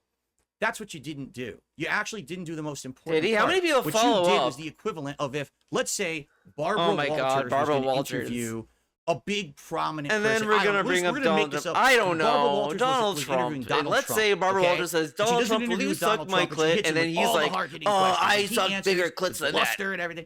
And then Hillary Clinton comes in and arrests everyone, and then she goes on a public appearance Epstein Island, where she literally says, I don't believe a word Donald Trump said. He's an asshole. He's a piece of shit. I don't like his hair. I don't like this. And then as she was doing it, all the sponsors This is a dumb. of Democratic causes my are God. sending money to the show because, oh, this is great. She's ragging on Donald Trump, who we don't like. That's literally what you did. That's not integrity. But that's technically, That's- you know, it's ironic, right? You could argue that happens with politicians. Like Trump says, Kamala is a doo-doo head, and then the Republicans are like, hell yeah, fuck Kamala. And then they donate to Donald Trump. Then Kamala could say, well, Trump is a bigger doo-doo head. And then the Democrats be like, yeah, Kamala slay. And then that's that. I mean, like, are we really gonna complain about this? Whatever. That's bullying for profit. All right. No. And the fact that you can't admit Bullying for that profit. you did this, you say you're sorry it hurt me, but you're not sorry you did But it. like Barbara Walters did this after the interview, but like, so she shouldn't be paid. She should be garnished her wages because she was shitting on Trump. Like, what are you saying here, dude? That just it speaks to your character. I didn't have to do anything. You literally just did it to yourself on the show. And that's Phil. the thing. I didn't have to monetize hate against you at all. You did it to yourself. And I'm This not going to happened- monetize hate against you ever. It's not He going to did, happen. though. There's not He going to be has- a decompression stream after this where we shit on you at all. Because I don't have anything else to say Okay. once you're off this show. It's done. You did it. You did it yourself, my friend.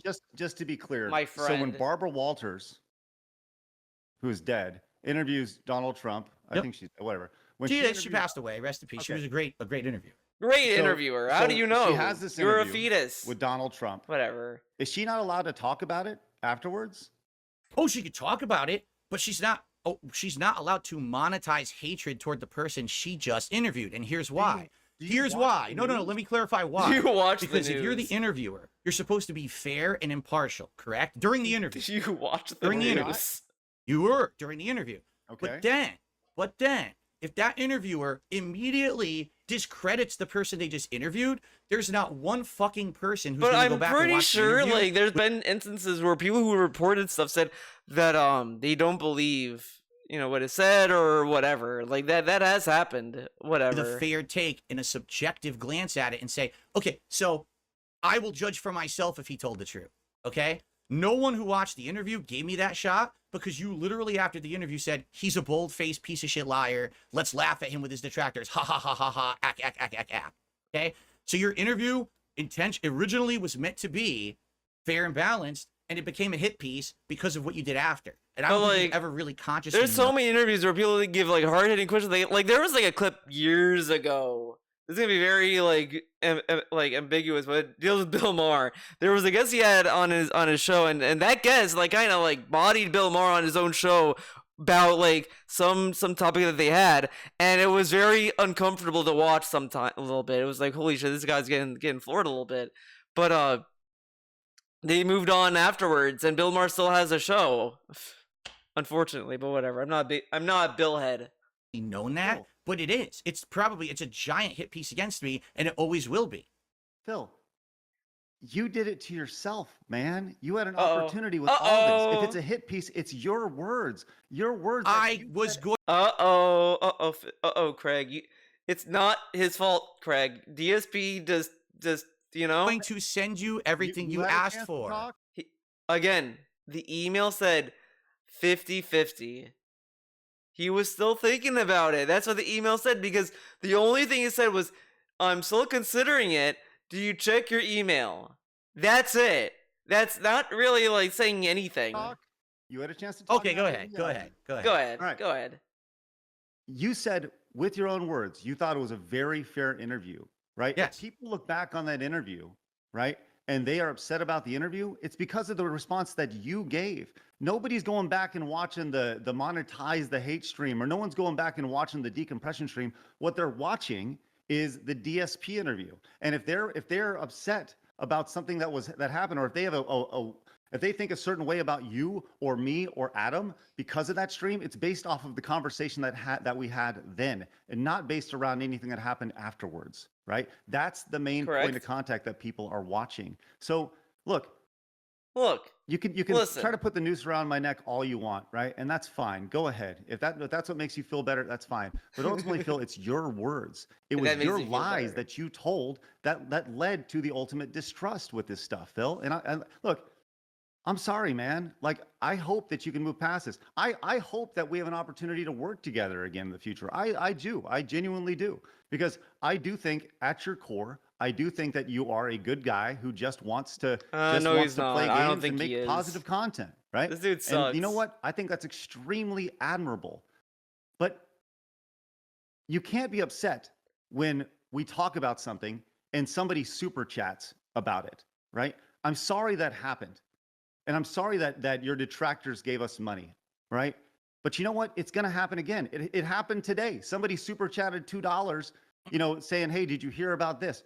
Should I give that $1.40 back? Oh, you keep the Right? super Like, I chat. don't You know can't how to handle refund. that, Phil. And I'm not going to apologize for people who gave us money because they felt we either did a good job or we felt like we missed something, or did you hear about this? I'm not going to apologize for that. I told you I will gladly give that money to a charity, right? And I'll give it to a charity in your name, right? Craig, But if you don't want that, that's fine, and that's totally okay. I mean, I'm speechless. You I'm actually think that speechless. giving that money to a charity a year and a half later is going to somehow make you look good or something? Then Like, why what- do you bring it up for a year? He brought that up for so long. And he brought it up in this fucking stream. And then he's like, "Well, it's not a big deal, Craig." Like, you just say just to fucking dog on him at this point. Like, DSP, shut up. What are you talking about, No. I hope that I could care less. What I care about is helping you move on, because you. And that was a clearly are gesture hanging that on he was this, trying to do right? with that. And like I said, I'm But sorry. DSP doesn't that this understand happened, it right? because he's But so mad. I'm He's not so sorry for mad. the words that you He's said. so mad. And DSP thinks he's in the right. But if you're in the right, are you gonna sit there like getting this worked up? Craig is way calmer, and DSP is the one that's like getting visibly angry. And DSP is saying, "Yeah, man, Craig went off the deep end." Like, there's multiple times, like the Daily Rap literally says, "It's a disaster," and then this is the first thing you hear. It's sad that it went that way. I wasn't expecting it to actually go that way. I thought that the man would have been like, "Oh, sorry," but instead, kind of went off the deep end. I mean, He went off the deep end.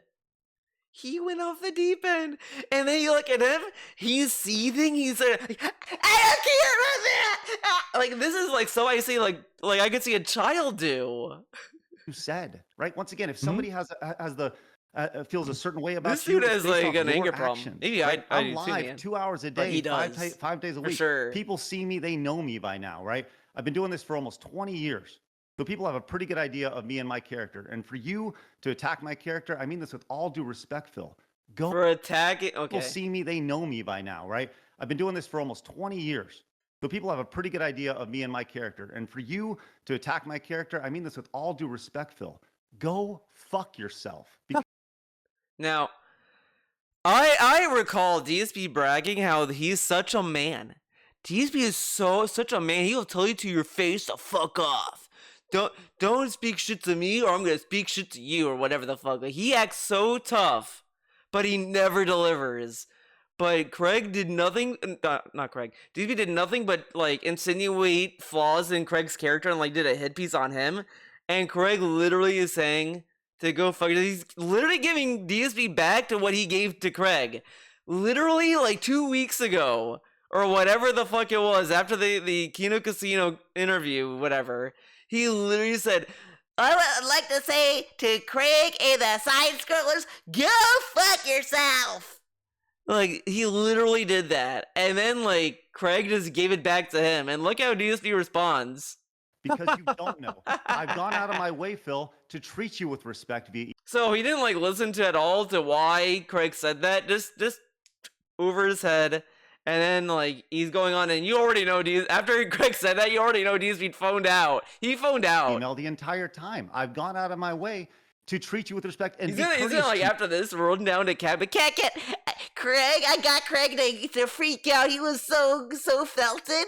and Cat's just not gonna understand, and she's just gonna sit there and say, "Where's dinner? Where's my DoorDash?" You continuously. And I'm sorry that you're upset that I didn't check my email for 23 hours. I'm sorry for that. And I'm sorry that I was pissed that you were talking shit about me, right? But I hope we can move past this. I really do. And I hope that this helps you turn the page. Will it do it? Probably not. But one thing that I do really hope is I hope that people don't send Oh you my super God. chats And then in look at regards this. to me. But you know, Oh, I know yeah, here people we send you go. lots. I saw this. I was like, this is the biggest bitch move you could do. And I love the fact that he's not fixing the layout. He never fixed the layout. Doesn't know how to make a good layout for an interview because he needs someone to help him on that one. But he's able to sell his WWE Champions account, but he can't figure out how to set up an interview screen. But anyways, look at him. He's hovering over the fucking disconnect button. He's like, okay, I'm gonna hang up. And so Lots of money in regards. you already to know me. he's setting I'll something be the up. first one talking about myself, and I'll send you a super chat momentarily here in just a few It's minutes. so I don't want you to send me any corny. super chat, Craig. But I want Hey, to. super chat. I want to. Well, I can't. right? I can't stop you if you really have to do it. I mean, go. I can't stop you from doing it. I don't want any money from you. I don't want Can anything you from like you. ban him? Whatever. Really, at this point, like you literally in a situation here where we were being completely cordial, you just told me to go fuck myself publicly. This is cordial, dude. DSP, you were like rocking back and forth, face palming, laughing at him, and like not really listening to a thing he was saying, and didn't even apologize for lying. Phil, On the Phil, stream. You realize Wh- that, right? Why? I didn't. Why, I Phil? didn't do it. You did. Why? Because Why? you attacked my No, character. not why. You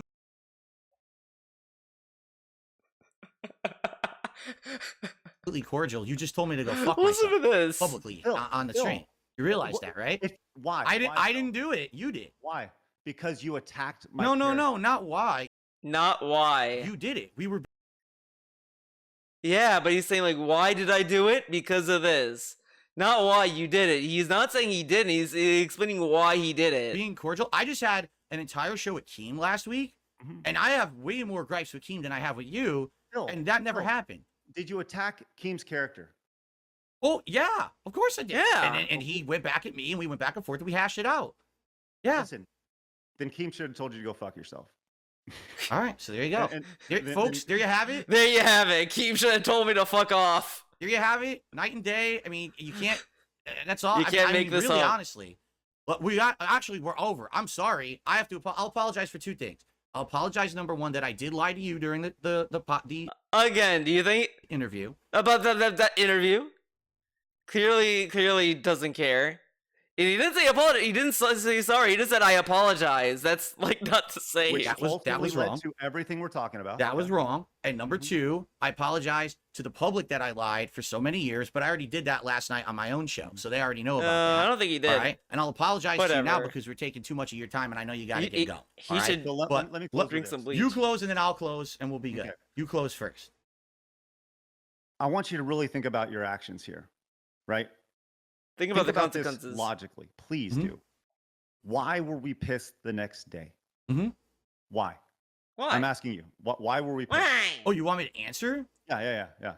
Well, it sounds to me like you wanted me to come clean on your show and get a really great piece of content out of it because it was going to be the definitive This time. is when this is why this is exactly why you didn't want to give Craig the information, because you didn't want Craig to have the views of WWE Champions. He wanted that for himself because he just couldn't give him a good answer. when DSP admits to everything that everyone's been saying that he's been doing for so long. And when I didn't do that, you basically had a nothing burger of an interview. 5 hours of a nothing burger of an interview. But it was I good for wouldn't- my detractors. They wanted to crap on me. It wasn't a nothing burger because it shows you how fucking stupid you it was are. a good piece for them, but you didn't have Whatever. anything for anyone else. So it No, didn't as give I you said- what you were as I looking said- for in the product. That was the problem. You were really hoping you were going to get the big confession. That's why you kept putting me on the spot about send me the screenshot when we had never discussed that before the interview. You didn't Okay, get it. so- You got upset about it. And that's why you didn't check your email. Look how because you bold couldn't he get- is now, showing us the phone when before he was like trying so hard not to show it. Now he's all about showing us the phone. at the moment anymore in the interview. You thought you had wasted 5 hours of your time, and what you said was, well, now I'm going to get him back for that tomorrow. I'll make that money in this nice destruction show that we'll do on Friday. That's actually what happened. You're wrong about all that. Okay, Right. fair enough. But you asked me for my opinion, so there's you go. Sure. And that also tells me where your head's at. We were mad because we were lied to. Had you not lied, But that doesn't matter. none of this would have happened. See, like how like Craig is saying, we didn't like that you lied to us. It was not about the views or anything like that. But DSP is committed because he operates on money.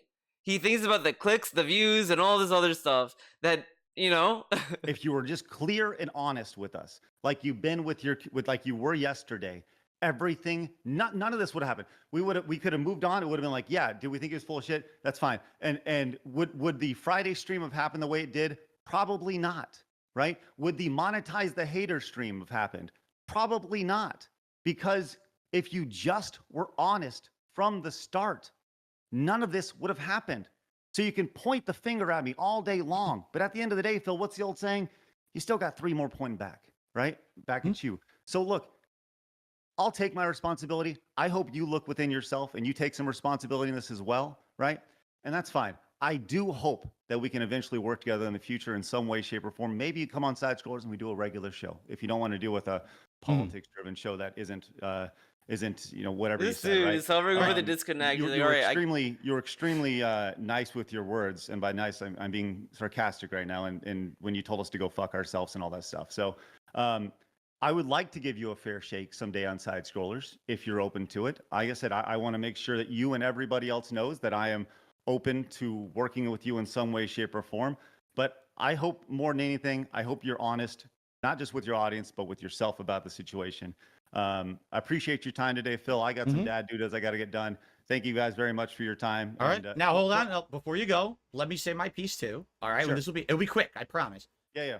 This is it. Imagine, this is the end. There's imagine no more if Craig feud just between you and me. hangs Do up. you agree? That's it. We're done. We can stop going at each other's throats. Phil, We're done going after each other's throats. I haven't had a feud with you for 18 months, man. That's fine. Okay, whatever you say. Monetize the haters, but you don't have a feud with me. No you want me to feud. play Street Fighter with you. Look how much he's driving the point home. There's no feud. There's no feud. There's no feud. Don't have a feud There's with no me. feud. You want me back as a guest? You on don't your have feud with anniversary me. show because you know it's going to bring you hype and attention from my detractors, but you don't have a feud with me. Again, DSP's like stuck on like you'll get views off of me. Okay, but okay, fair enough. Okay, You don't fair have a feud, enough. But we're agreeing to this now. It's over, right? We're done. Yeah, We're good. It's over. Yeah. Okay. Yeah, it's over. And you were asking me now, a year and a half. Look how pathetic this is. Look how pathetic this is. This is so pathetic.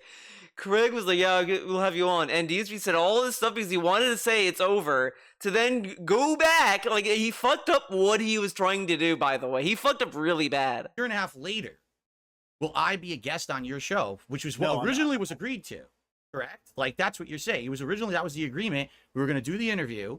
And then after that, I was going to have the opportunity to be a regular guest on your show like everyone else had been, correct? Right. That was the agreement. And after the interview, I sent you that email saying like, we were just disappointed, right? And the offer wasn't there anymore after the interview because we felt lied to.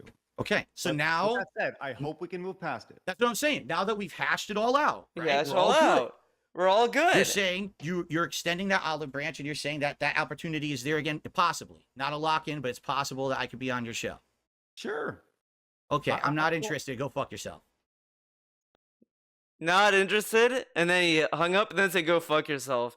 But you notice, right? You notice, wait, hold on.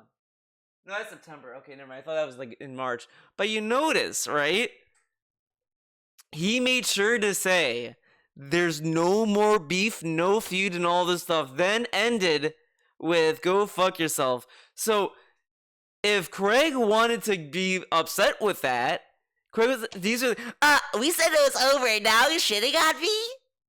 because this dude is such a little bitch. He has to do this shit. Okay. All right, Okay. guys. So that is the appearance of Stuttering Craig on the Level 1 podcast. You got Dante, Jake James Lugo, the guy. Oh man, look at all these people in his. I little hope that friends you all list. enjoyed it very, very much.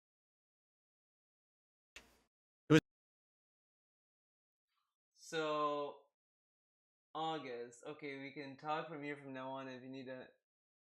If need. Okay, so they. I was seeing if they were talking on Discord like in 2023, but we have this. It was a good one, right? I hope that All right. Man. For those who watched the interview, thank you. I hope you enjoyed it. And I'm going to be right back live on the stream. All right. So he went off the deep end. I mean, I have clips of it, and I'm going to put some of these clips up overnight for you guys. Monetize to the watch. hate, Phil. But I mean, the most damning one, within a 2-minute segment, he offers to donate $600 to a charity of my choice. What was the significance of the $600, Phil? The detractor stream he did the day after our interview. All right. Then he tells me to go fuck myself. I'm not kidding. That actually happened. You notice he's not like explaining why he said this. Like Craig didn't like every time he's brought this up, he acts as if it came out of nowhere. Like Craig was just sitting there like, yeah, I'll donate charity. Go fuck yourself, Phil. But he said that because the whole time DSP was insinuating attacking his character. Now DSP can think that all he wants, but he did that to his face, so of course Craig is gonna respond. I mean, like, if someone's shitting on your character, you're probably gonna respond. Like, if I had DSP on, I was like, DSP, you're a fucking stupid dummy, and you deserve to drink bleach until something happens. I can kind of expect him to say something. If he did, then that's even funnier to me. But you know. Then he tells me he's going to send me a super chat. Look at this.